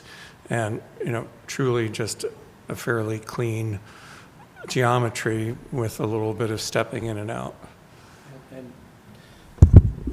And Max, the front elevation we're looking at on the right side of the screen, there is a line that more or less approximates the topo here. So as you start from the right, it's kind of the high side, and as you go left, you're headed down towards the creek. So some effort was placed to kind of step or allow the home to kind of step in with the topo? It does step with the landscape, and we've tried to do that with the addition as well. The garage was put, if we can go back, we did put the garage back. We skewed the house slightly so that the garage really would be hidden by and large from the street. And the left-hand garage steps back considerably from the right-hand side of the garage. And it was really an effort to ameliorate the impact of the garage. Want to go to the next slide? Again, the architect didn't draw the siding on the new part. Steve, you should maybe fire the architect. Nor the shutters. You know, it's again, a simple geometry. It will be painted out to be muted. You have the paint chips. There may be some discussion regarding the roof color. The roof of the addition will be a standing seam roof. The existing house is a hot tar flat roof. There will be standing seam on the new, the revised wing that was compromised greatly during Ida. Again, the windows are scaled up to not mimic the existing. The existing windows are so small and do not meet egress code for bedrooms, and we are adding 2 bedrooms towards the rear. And Max, again, with the east elevation, the existing home to the left, the further off screen to the left would be Stockton, and then we go back into the site from left to right here, and then there's, it seems to me, some effort was made with the floor levels to really respect and kind of work with the terrain from a front to back perspective. We are trying to work with the grade, and we really, you know, we are up against a literal wall with drainage coming down. And, you know, not only are we fighting the river, but we're also, or the brook, I should say, becomes a river when it floods. But we're fighting the hillside, which is considerably downhill. Wynant Roads, you know, it slopes from there. It slopes all the way up to the former Russell Estate, which is, what's the name of the damn school? Hun School? The Hun School. I mean, the Hun is the apex of the slope. So all that water is eventually coming down into Stevens property. The floor plan makes this a livable house for today, and it's still, by today's standards, with all these starter castles being built in Princeton and the ADUs, a fairly modest house. It is really a 3.5 bedroom house. The ceilings in the existing wing, Steve and I both can't stand towards the rear of the roof. It slopes down so much, so we're providing a new kitchen with a dining area, a 2-car garage, a mud entry, a powder room on the first floor, which presently does not exist, and then 2 bedrooms and 2 bathrooms on the second floor with a loft space. We'll talk about the garage and more in a second, but on the first floor plan, this is you're entering the home, and then the Stockton Street is kind of maybe parallel, though slightly askew, to the front facade. These are 2 kind of staged or stacked, maybe is the right word, staggered, sorry, that's what I'm looking for, garage bays. And, tell us a little bit why you designed it that way. I really wanted to not present a wide facade on the left-hand side. I mean, the existing house is really comprised of a bunch of little boxes, and although we scaled up the boxes, they're still relatively modest, and we wanted to kind of go with that design motif of a little bit of staggering. The original house has a cantilevered overhang at the front, and this is a little bit of an ode to that. There's the cantilever at the front. And the architect was lazy enough not to draw the whole elevation. But Steve was able to colorize this from the model. And that's a photograph showing, roughly the location of the house where it would be. And again, trying to lessen the mass of the house through the coloration of the addition. So we're trying to explain the neighborhood character variance that is required here. For those of you who lived through that or studied or followed along at home, a lot of thought went into garage placement, how they're entered, with a particular focus on things that are visible from the street. The requirement that we have here, that we'll need from the planning board a variance from, is the idea that a side-facing garage cannot be greater than 50% or 30 feet, whichever is less, of the width of the house. In this case, the width of the house is so small that we're at 71%. And the top left, if you're used to looking at the form-based zoning diagrams from the neighborhood character section of zoning, you kind of get an idea of what we think, what problem was looking to be solved. And that largely is this B dimension here, which is additional width, side entry garages that stick out and are proud in a visual way of a home. Here, we don't have that. We have a garage that is entirely within the left to right facade, essentially, and entirely tucked behind from a width perspective. Ironically, if we were to take this back bay and shift it forward such that the width of the back of the house was actually larger, we would comply. That would mean, though, we would see this garage bay. It would stick out from the home and be visible. We tried to kind of pencil in, in a kind of 3D box kind of way what that would mean here, right? So the existing facade in the front, we've got the stepped back with the porch kind of connector space, and then the addition, the wider part here where one garage bay is, and then intentionally kind of a smaller portion behind that. If we were to make that larger, we would comply.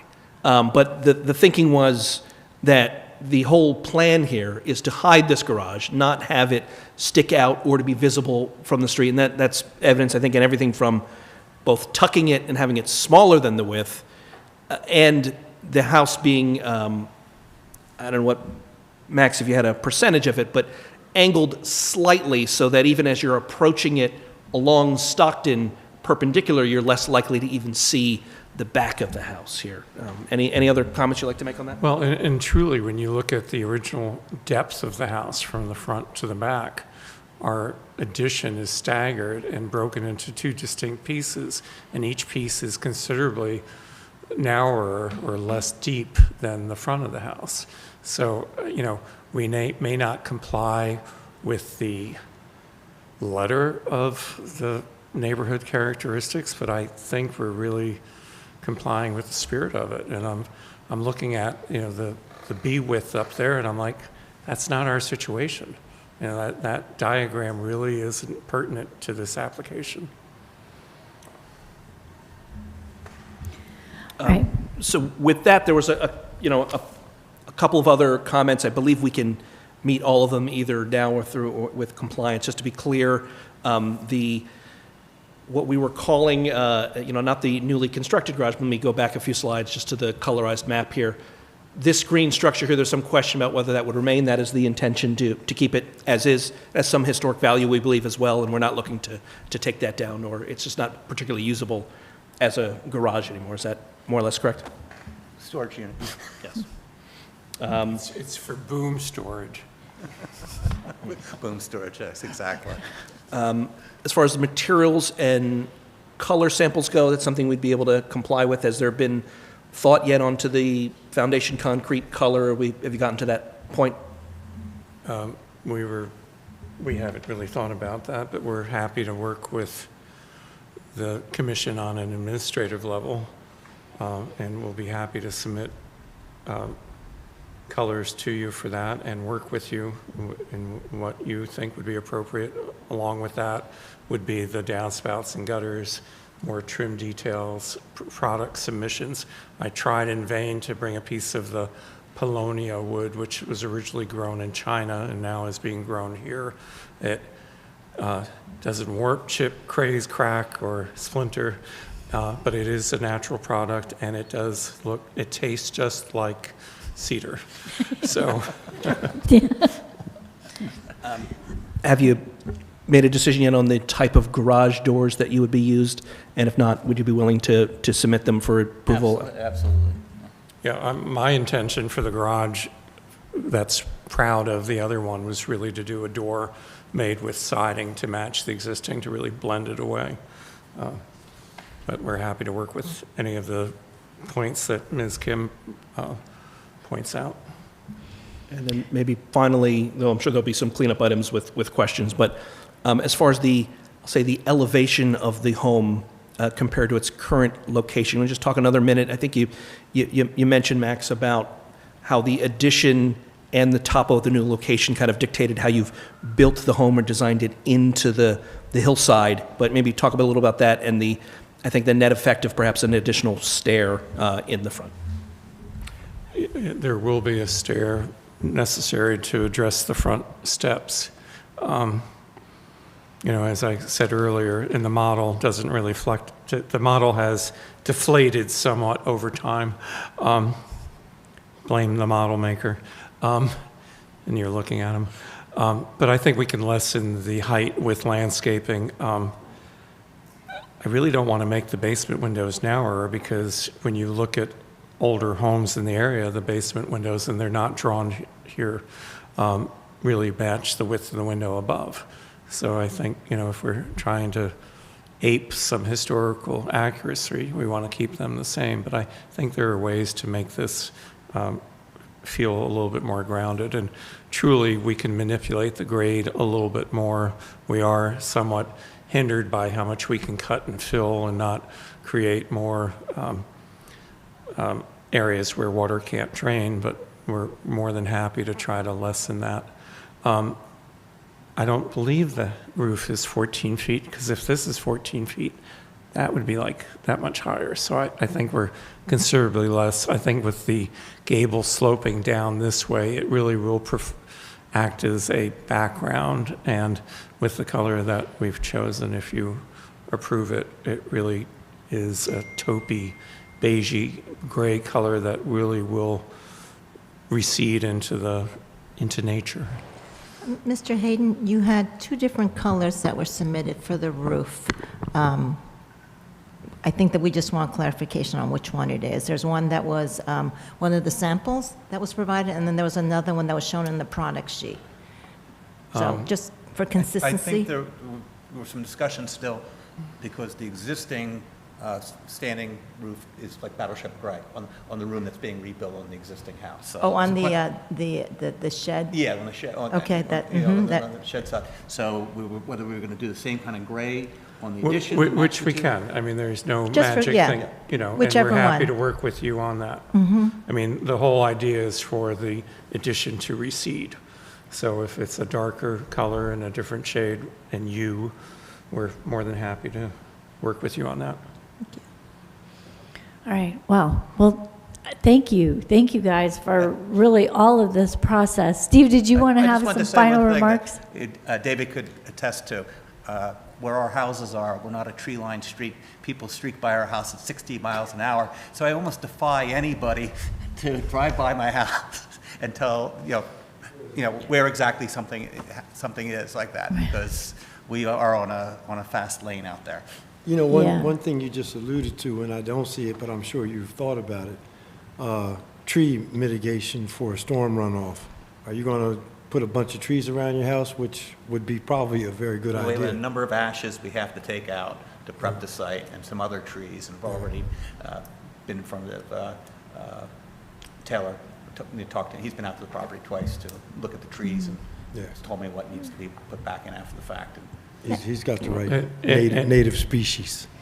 In discussions with DOT, Steve at one point was told that because he increased the driveway, went over their threshold of about 150 feet, we had to do mitigation effort to capture the contaminants from his parked vehicles out in the driveway.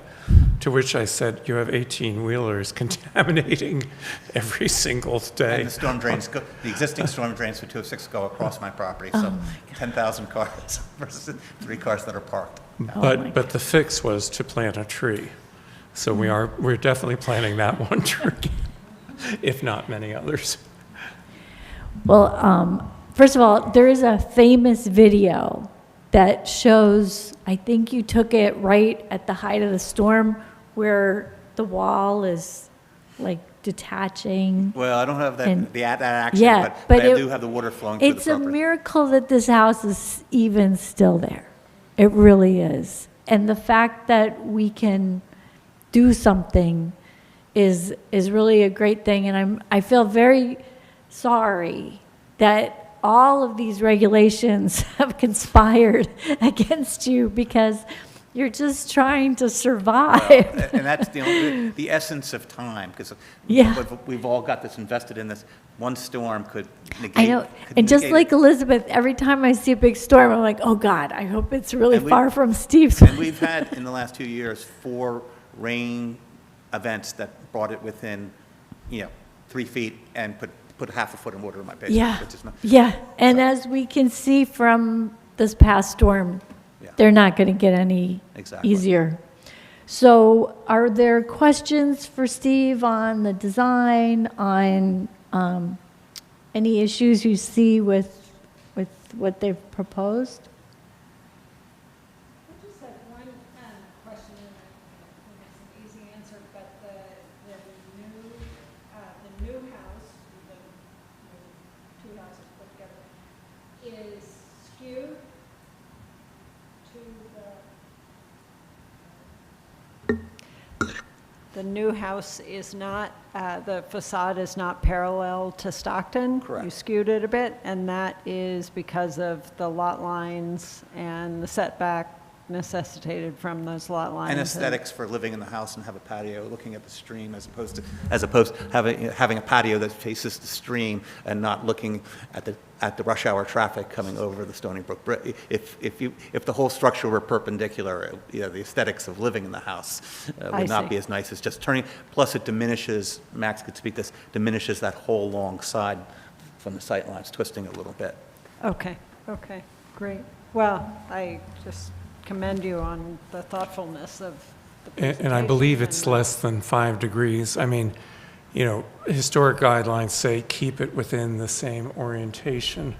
And I think given the way people drive, that there aren't sidewalks, there aren't pedestrians walking on it, on 206 or Stockton Street, that, and I hate to dumb it down to this, but the casual observer will probably think it's in the same orientation because it's that close. Right. No, it was more just curiosity. Yeah. Other comments, questions?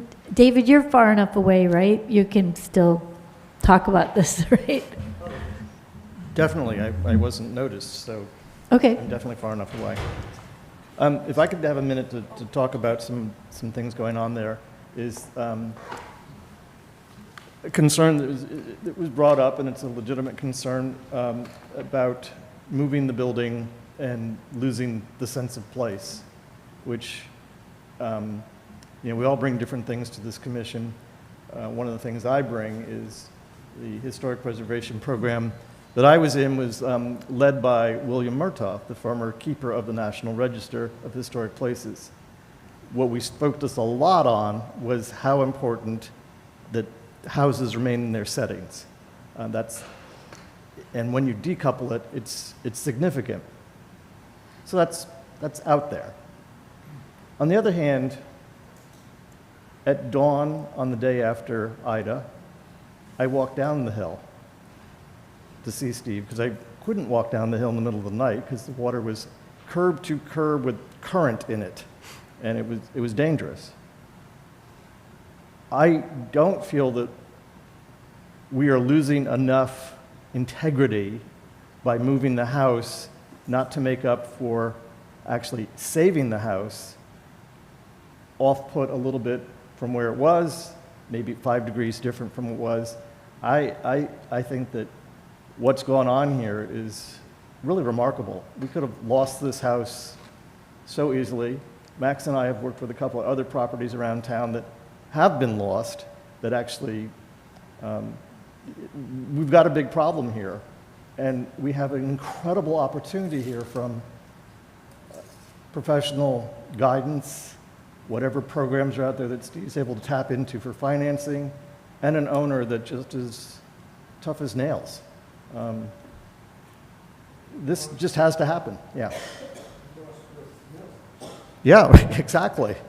We lost the last wall, which actually, when the state was working on that bridge, had rebuilt and supposedly stabilized. And, yep, and it just was gone.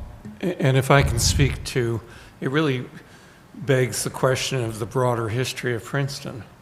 I mean, Princeton has such a rich history of moving buildings. That's where I was going. So yeah. many of our structures. I don't live in Princeton. I've never lived in Princeton, but I feel very much like this is a part of me. And, so many structures have been moved and are not in their original location, not in their original orientation, but they contribute greatly to the architecture of the community. I mean, I went through this in my own house. I moved it not because of water pressures, although when Floyd came, we had 2 feet of water in our basement because our house sat so low to the ground. We had the pressures of traffic, of pollution, of septic and well issues. And it pained me because I wanted to save Mount Rose. I wanted to restore the integrity of that intersection. But I also knew for my family at that point, I didn't have a lot of options. The house would not have sold easily, if at all, and to move it was the most viable option.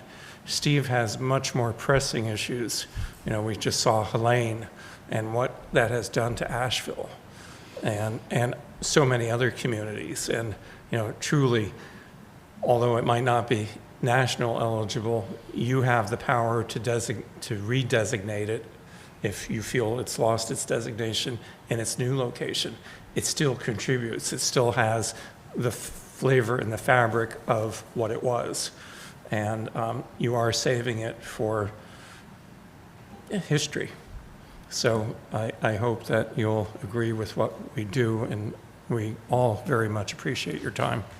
One other thought is the move actually brings it away from this beautiful DOT barriers they put in front of the house. Right. After you rebuilt the bridge. Yep. And they popped up one day. Yep, I Never saw- remember The those, day just, before opening or something is when we all saw them. yep, they were not good. Maybe just a follow-up question for Max. Based on the new flood safer elevations, you would be lifting up the house, if it were to stay in that location, 10 to 12 feet in the air in that location, that close to the property line? Right.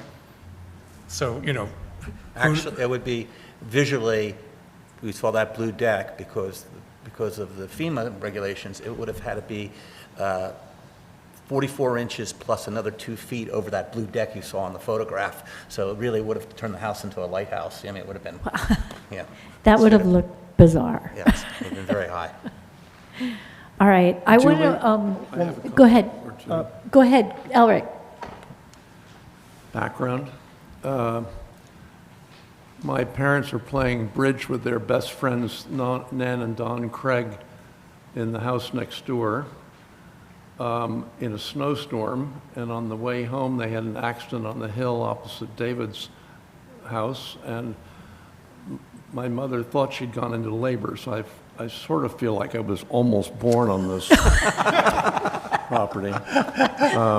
I waited 3 weeks. But in any event, I'm a graduate of the Stony Brook two-room school, and because my parents' best friends lived right in front of the school, I spent a lot of time in that yard and a lot of time on that property.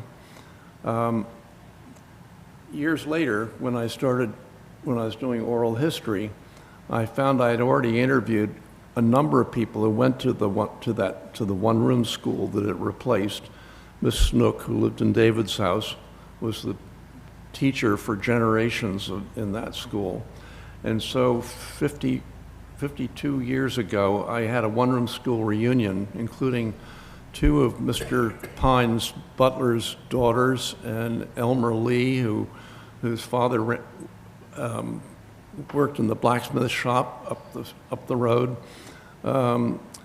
Three women who all became wonderful, Della Sweeney Williams and Rosella Freeman Holmes and Flora Nixon Brown. Anyway, they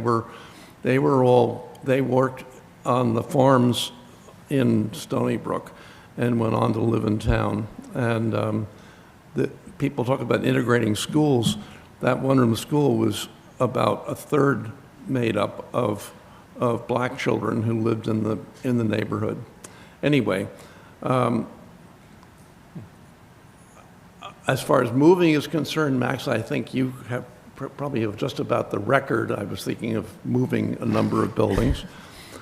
We actually both had offices in the mill which flooded 29 feet in that storm. It would have been entirely over the ceiling in your office on the second floor and a foot deep on the third. On the other hand, I realize that you may have moved half a dozen buildings, but the barn companies moved 200 their own way. So I like the whole concept of that house. I know from having spent so much time at the Craigs, there's really only one window in the living room which faces the stream, which is bizarre. Mr. Lee remembered that the miller, he didn't remember him as living in your house, but up in the house beyond you, the Craig's house. And there was a one-armed miller with a hook who was part of the local scene at that time. Because I was thinking, well, you know, there's no view from the Craig's house, 537, but there never was. And the fact that you could be able to, we would tumble down that hill often enough to get to the stream. But we had no sense of property at that point. I say all of that with a fondness for the area and a fondness for your building, which I never quite figured out. I'm very curious about what you're going to discover in moving the house. I tend to think it might be a Dutch frame, one-story Dutch frame, given the spacing of the windows and the door on the front. It'll be interesting to see that. A little concerned, nonetheless, about the extension of the lean-to It has wonderful presence. I think that's a little bit extreme. And I have to agree with Elizabeth that I wish that the old house wasn't as high as it is off the ground. One likes to think that landscaping could take care of a lot of that, and I'm sure every foot counts when you're drawing, when your adversary is the floods from a hurricane. What I love about your house, though, is how cozy it is. I mean, I live in a house with small rooms and low ceilings. As scoliosis takes over, I can actually walk underneath the frames of the doors on the second floor for the first time. So there are, and as my hearing goes, I don't notice the traffic as much as I used to. But I guess my concern is scale, and I can't help but look at the drawings of the house, and everything looks like it's on steroids. And I'm a great cut and paste guy, and I keep thinking about what I wish I could do was be to cut the original house away from the other, then push the reduce button by about 10% on the printer, and reduce the size of the building, and then paste them back together again.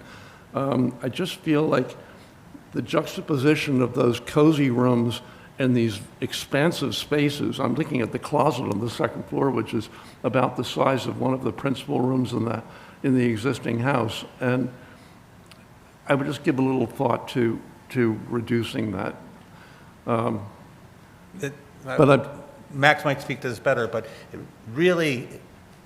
it is a cozy little house, and it's constrained so big that the addition to be a modern livable house, and quite honestly, I have to think about that. This is an amazingly big undertaking for myself. Sort of And like one pill makes enjoy it for 10 Alice bigger and the other one makes her small. And Yeah, but I have to think about it in terms of my own retirement and the amount of, I have to have something.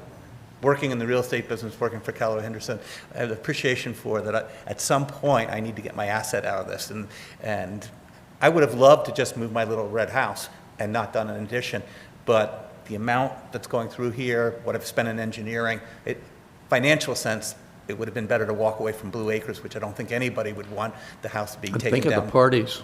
Having been taken down.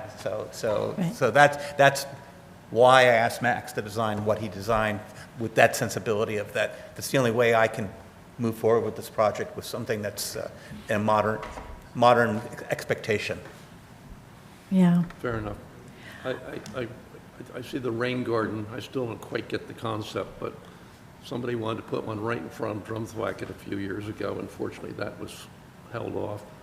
But I am curious about landscaping and how you might soften the effect of the house on its new site.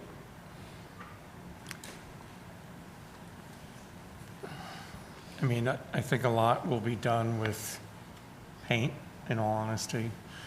I think we can hopefully manipulate the landscape a bit and the ground elevation so that the house feels a bit more grounded. I mean, I had a house that was slightly subterranean to the road, and I remember George Hawks, who was the director of Stony Brook Watershed. At one point I went to a meeting talking about the road, and he said, well, you bought the house that's close to the road and down in a ditch. And, so we are trying to avoid, very practical concerns that we don't have more flooding. It'd be really a kick in the head to have this house flood yet again. So, Yeah. I mean, I think we can manipulate this a little bit.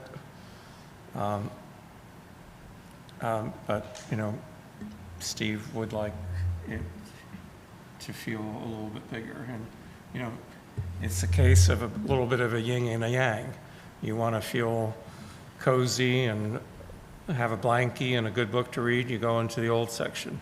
You have a whole bunch of folks over for dinner, and you congregate around the dining room table, you have a more open space.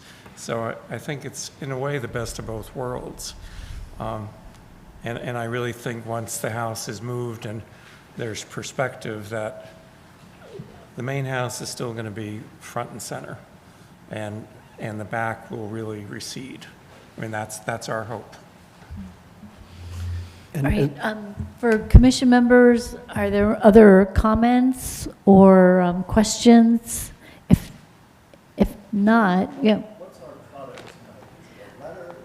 So we would be, do we have a memo to the planning board when it comes back Well, to the what planning was- board? Sorry. So what was told to me by the land use engineer is that HPC reviews this application as HPC. They are the jurisdiction. So it would be a resolution. Yes, right. Okay, so, all right, so we'd have to have a motion with the resolution. right. Okay, Right. all right, Yes, we're essentially reviewing the site plan. got it. All right, And so Madam Chair, we would just ask if any members of the public want to speak on this item as well. that's what I was just going to do. All right. Does anyone from the public have comments about this application? Would like to ask any questions? Nothing? All right. Yeah, I mean, it's painful. Every time I see a big storm, like Colleen, I think of you right away. I'm like, oh boy, because it will not survive another Ida. So that's why the time is of the I essence. won't survive another one. No, I know. And It's- I call him every time. Yeah. So I'm like, are you watching the weather? Oh, God. My brother is in Asheville right now. Oh. And he was barely able to get a text out to me, and it's like the end of the world down there, so. Yeah. That can come here as well. Wow. Yeah, it's sobering. It really is. Yes, Elizabeth. There's just a few questions I have and comments. So one is, and I understand Elric's concern. I mean, I had the same concern when I looked at it, and at one end, that it's got to move, and it makes sense to have an addition. The one space in the building that looks a little bit kind of not as much used is the loft area. And I know to me, it's like a hyphen between the old part of the house and the addition. And I understand that there is an open ceiling part, which is in the dining area, and you've got those great windows that look out to the Stony Brook. And in fact, that whole side, I mean, it's going to be spectacular. I wonder, is there an opportunity to, and I know it's 2 floors, obviously, besides that hyphen, is there an opportunity to make it a little bit smaller, shorter? And is the height of the ceiling on the loft area? Because I also have questions about the roof line in that I understand it's that shed style. I don't quite look, and I want to see that model. If Max could slide it down so I could This model see. doesn't quite depict that. Okay. So I can't quite Elevation. visualize if that would be bothersome or if it would just kind of be recessed. And because it's kind of steps up, you've got the existing historic roof, then you've got that shed roof, which is for the loft area, and then you've got the upper part, which is the bedroom, And the loft is a connection. Right, to the so that second to me floor. is like a hyphen. But without, Max could speak to it, we'd have 2 staircases and. But I mean, what's the height in that area? Is it It's possible? really not that tall. I think can you zoom in on that? Yeah, what is that? That's 95. It's 95.10 to 10, probably about 108. So that's 8 feet. I don't know if the math is right here, to tell you the truth. Well, It's not. It's There was not some right. question with some of those eave dimensions I I had. think the ceiling at its highest point is just under 9 feet, and then it slopes down to 8 feet. So it's really not a very tall ceiling. Wait a minute, what's 9 feet? Is it the loft area? From this edge to here, internal, this will be 8 feet, and this will Oh, be the 9 slope feet. itself, Yeah, okay. It slopes this way. And how is that the height to the existing roof? So how much It's up higher? about, I would say, 3 feet at the highest. Okay, and 2 feet at the lower. And then Right, but this slopes, but the visual will only be about 1.5 feet because because the top is the higher. front facing the street is sloped back to it, so the back edge Right. will be more relief. but- And then what about from that loft roof to the highest point of the addition? What's that height There's to about that, Another 2 feet of that, and then to the very so top? maybe 5 feet. So, net, it's like 7 feet, not 14 feet. Okay. Would this be helpful to show? Yeah, Yeah. that would be helpful to show. Well, And it'd be helpful truly, if I that loft provides a connection of the new second floor to the old second floor. Right, no, I understand. It's like a hyphen Yeah. within the area. But I was just wondering, can you pass that down? I know it's not exact, but maybe you could just pass it down. Sure. The other question I had is, I know that I had mentioned before the basement window, and you felt that the width of it could stay, is typically the same historically in other houses with basements. Is it possible for it not to be as tall, that maybe it's a Sure, little maybe bit we could do- squatter? Sure. And I think that might help with kind of making it, appear lower and making it feel more grounded. And the other question I have is really for the If this is helpful. This is,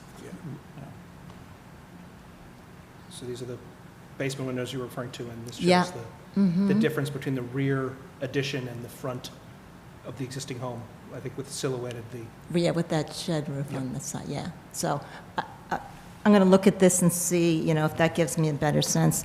And the other question I have is, because you're required to put this rain garden in, I mean, it actually looks like a miniature detention basin. Is that, because it's got an outlet structure in it? It I has mean, an outlet structure. and it's got a The engineer riprap. said it would only be about because it'd be the biomaterial, it would only be about a 2-foot depression, not a big, because the material, the loom they put in there will hold the water. Are you also proposing to put vegetation in there? Because typically that's what a rain garden is. I mean, is that what's, Well, I believe designed that's to be? the vegetation that the engineer has specified, and it's typically indigenous okay, I vegetation. don't know if I saw a landscape plan for that, but. There isn't, What- I mean, we'd be happy to work with you Okay. afterwards, but I was- that for a minor subdivision, it wasn't something engineering We asked for. could put pulsating multicolored lights and a statue of Venus in the middle if you'd like. Or I- John Witherspoon. I guess, or- the reason is because it's always had this kind of open lawn area, unobstructed views. And so depending on what kind of vegetation is there, and also you've got all these great views in your new house, that I'd hate for that to be, They tend to be low. There's a requirement that it be relatively flat for it to function. So that's largely what it'll be. And I'm thinking out loud, if there's an opinion here, a minor subdivision usually does not end up back at the planning board's landscape subcommittee. Perhaps if your recommendation to them was for us to meet back with you to talk about some of those details, maybe that would be appropriate. I think that would be a good idea, yeah. So there's hope for the multicolored lights yet. And that's all I had, Madam Chair, thank you. That's all, okay. Other comments, questions? And if not, does someone want to try to weave their way through a motion that we can, David's awfully good at that. yeah, David is good at that. Board, commission members, just remember, this is making a recommendation on the subdivision only. It's our only function there. Mr. Kennedy can correct me on this if you'd like. But we are making a determination on the site plan. And the site plan is essentially a review of moving the building, and is the building okay with the addition? And the reason that we have jurisdiction over that is because, much like the Nassau Street property that we saw before, we do have jurisdiction over the addition, and to say whether or not that it's appropriate. I'll also maybe just add to the cornucopia of things that hopefully you can give us. We've noticed this as a house relocation and partial demolition because of the kind of rear portion of the structure that'll be removed. To add the new addition, And if there are, I'll say, feelings, but one of the reasons we came back here or paused to make sure that you guys got to see this first fully before planning was that the neighborhood character variance for the garage situation, we do feel your input would be particularly helpful to the planning board on that. So if you feel that that's appropriate variance, I'd love for an opinion on We're that. essentially making a recommendation back to the planning board on really on all of this, including that very important variance. And we'll need to put all that in the resolution. And I assume it is a certificate of appropriateness as well as part of the Yes. overall. Historical Wrap. appropriateness, yeah. So if anyone would Right. like, Madam Chair, with that, with your permission, anyone would like to make a motion on that, and that discussion we just had?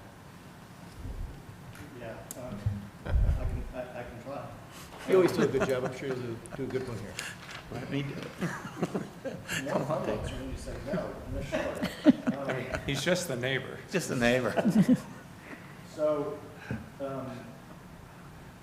is there a particular order that should go in? The Whatever- recommendation about the lot division? This would be a motion to recommend the subdivision and also to approve through recommendation of the demolition for the, for the addition on the structure. Right. So it'd be the demolition and the appropriateness of the addition on the house and the movement of the house.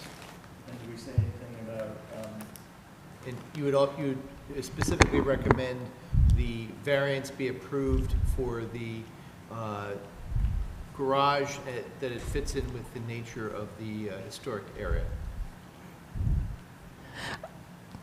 that sounded beautiful. Okay, that's your motion? Yes, that's fine. We need a second on that motion. Oh, Shirley. Thank you. Okay. So Elizabeth, you want to take the, Ms. Satterfield? Yes. Mr. Shatskin? Yes. Mr. Endersby? Yes? Ms. Friedman? Yes. Vice Chair Shore? Yes. Chairperson Capizzoli? yes. And we'll do our very best to represent our motion at the planning board meeting so that they understand. I think I really think they will understand. I really do. But if you have that video, it's pretty good. We had it queued up. We probably should have shown it in person. The problem was on Zoom and the bandwidth, we were a little wary that it wouldn't, technically work well.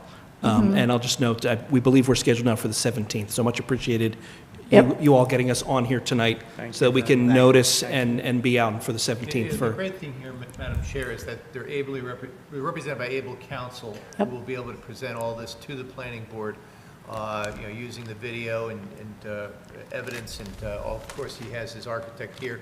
And I'm sure you'll have other professionals at the planning board as well, I'm sure? We do. Our civil engineers will be there as So well. you'll have your civil engineer as to movement to the house and so Great. forth.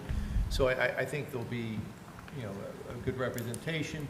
Ms. Kim and I will fashion a resolution together that hopefully will reflect everything that occurred here tonight.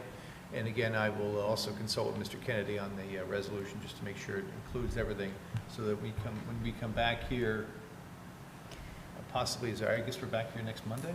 Yep. Yes. Yep. So I will work hard to try to get a resolution put together. Wow. I just have a clarification. So when it comes to the neighborhood character, is that something that's going to be addressed in the memo? I mean, I didn't really hear that we felt that it was not the intent that that ordinance was applying for this type of property. Is that correct? Yes. Okay. Yeah. All right, well, we're going to get this done Thank you, appreciate your someday. time. So, thanks for hanging in For your there, hard work. everybody. Thank you so much. And all the best to your brother. Oh, thank you, thank you. Hopefully Yeah. I'll hear from him again. Yeah, wow, He's okay. He's eating canned food Yeah. with bottled water. yep, wow. Okay. Can't even run his generator because the gas lines are out. Oh my gosh, it's a nightmare. It is a nightmare. A lot of people live here. Because it's a beautiful area. Yeah. How you doing? The triangle. He loves it down there. I've heard. So I live in the neighborhood. Too bad that was a big Your house. Yeah. It was unreal. That's I mean, it was, climate change. yeah. The ironic thing is my brother left, he and his wife lived in Florida. They left Florida because they got hit by a couple of hurricanes. So. Hey, Roger, I know we have something else. Yeah. Okay. All right, sorry, we got to go through one more thing, and then we'll be done with our meeting. I guess you guys are done, so thank you so much for coming in. Thank you. Thank you, everybody. Thank you. All right, and if you want to go, Mike, I think this is just, yeah, this is just a collaboration with the HPC and the historical. Board members, it was great to see you Yeah. all again. Thank you, Mike. Thank you. Thank you, Mike. Thank you. We'll see you on Monday. See you on Monday. All right. Thank you. Thank you. Hey, Roger, do you want to give a little announcement about the house genealogy? Sure. On October 22nd, that's 3 weeks from tomorrow night, we are jointly sponsoring with the Public Library and the Historical Society of Princeton a session on house genealogy, unlocking your home's history, in essence. And this will be at the community room in the library at 7 o'clock on the 22nd. The agenda is still being finalized, so what I'm about to say is still tentative. Essentially, we'll have opening remarks from somebody at the library, and the librarians participating are Norma Walsh and Dana Treischler. I think I'm pronouncing that right. And they are involved with the Princeton Room at the library, which has all the local resources. And they're actually giving a couple of tours on Secret Princeton. The library is getting into the Historical Tour Act, or if they haven't been already. And those two librarians are running those tours. We'll have the Stephanie Schwartz and Paul Davis from the Historical Society, the researchers.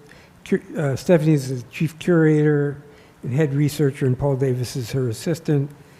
And from the commission, Julie's going to participate. Elric is going to be giving a kind of forensic discussion about how you can physically look at your house and decide what's historically gone on there, what's been added, what's been subtracted. And the opening part of the ceremony will be each of the three represented organizations indicating what its role is in historic preservation in the town. So Julie will sort of talk about our responsibilities as a historic preservation commission. The Historical Society will talk about what they do, and the library will talk about the resources they have. That will sort of be the second part of the program. I think the library and the Historical Society will talk about what research resources they have. We're not public facing. I don't know if we want to be a part of having the public come to us to research their house. That's Elizabeth's call, but she's shaking her head. I didn't think that was the case. So that will be the library and the Historical Society talking about what they have available for the public to look into their houses. Finally, there will be a piece with Elric, and tonight Shirley said that she would like to be involved, so I'm going to see if I can get Shirley into the discussion as well. Because as I say, we're still in formation. But it sounds like it's going to be an interesting night, and I learned at an event that I went to, that I heard about from Elric, this dendrology event, wood dating event that the Hopewell Valley Historical Society sponsored. That Hopewell Valley does this kind of project for a fee. They charge you. You put up a deposit, and they will research your house, who lived there, what the architectural history of the house was. But they do it as a fee-based project, so that's kind of interesting. Any questions? No, I don't have a question, but I want to say that as the president of the Historical Society, Witherspoon Jackson Historical Society, I'm surprised they didn't ask us to be a part of this. About a year ago, I said we should tell the people who have moved into our community exactly who lived in that house and the history of the house. So this is something we'd like to be a part of. You can't leave us out. We need to let you know about the people who lived in our community also. Yeah, 100%. Understood. I think we're 100% behind you, Shirley. So, Pardon me? We plan on seeing you there. Yeah, thank you. So 100%. Thank you. I've got to head out, unfortunately. All right, Elizabeth? Roger, I was wondering, I think that you talked that you might have like a little summary or outline, right, that might be available on this, so we, do you, I'm going to go home and adjust what I have, and I'll send it around. do you know about the time frame? Is it like 7 to 9, or? It's 7 to 8:30 so far, maybe running a little later. Okay.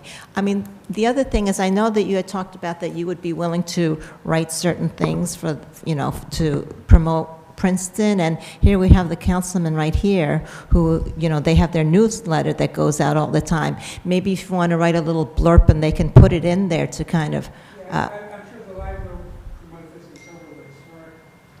yeah, I don't think that does your council paper get information from the library, or is it more staff, Leighton? It mostly is about the staff, but we will be more than happy to add it to the newsletter. Well, and the library has a big email. They send out an email like every day.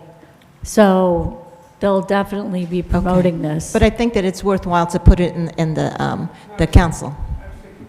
Okay, great, thank you. Yeah, and in addition to that, we can always post it on Facebook and have people share it. If you're trying to get the word out, social media and the newsletter are definitely ways to Right. go. And we can also put it on our webpage. Yep, Ian could probably help out with that. Thank you. that's great. This is for another meeting, but I was charged with bringing up the question of how we make people understand that they live in historic districts. That came up in an email exchange, and we put that on the agenda for our next. Oh, yeah, I think that I sent a sample of one that I had received from the state office, and I had talked to Ronnie Breginger and Tom Pinio.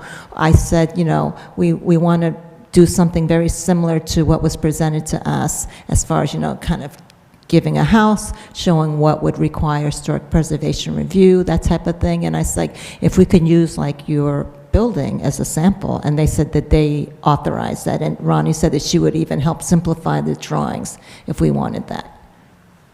Right, so we'll be working on that. We have a lot on our plate right now. We do have 3 sets of minutes that I'd really like to get through. I gave some changes to Ian. Okay. All right. So, did it alter the minutes? Was it just typos, or were there big changes? No, it was the minutes about Ed Show, Yeah. which there were typos there. Somebody elevated me to mayor, in the notes section, Mayor Shatson. Oh, yeah. Oh, congratulations. Yeah, congratulations, Roger. But in both cases, it was highlighted yellow, what did the commission decide, or what was the commission's action, which was kind of missing. Oh, so those that were highlighted in yellow and italic, that was from me, that noting that that should be written in the minutes. I'm giving you Frida's back. Oh, okay. Can I make my motion? Yeah, you can make a motion. Can I make a motion that we, Yeah, well, are we going to do the minutes now, or are we going to, can we get through the minutes? Do you want to carry it to, because, I think that it's important to read these because obviously Right. 28 Edgehill, we want to get accurate. Yeah. And in addition, the other club, the one on Prospect Avenue, Oh, yeah, 13. the tower. They're coming back. Okay. So All we want to right. make sure the information on here is accurate. All right, so we're going to table the minutes. And public comment? Anything? No? Okay. So I think that's it. Elric, go I ahead. guess there's just one more thing for me to do. Can I make a motion that we adjourn? Yes. Okay. And we all second. Thank you. All right, thanks, everybody. We'll see you on Monday next week, because there's more. 5 o'clock. 5 o'clock, same time, same place. Same bench. I can hear almost nothing, and a couple, then I heard my name, wait a second, what's one of my favorite?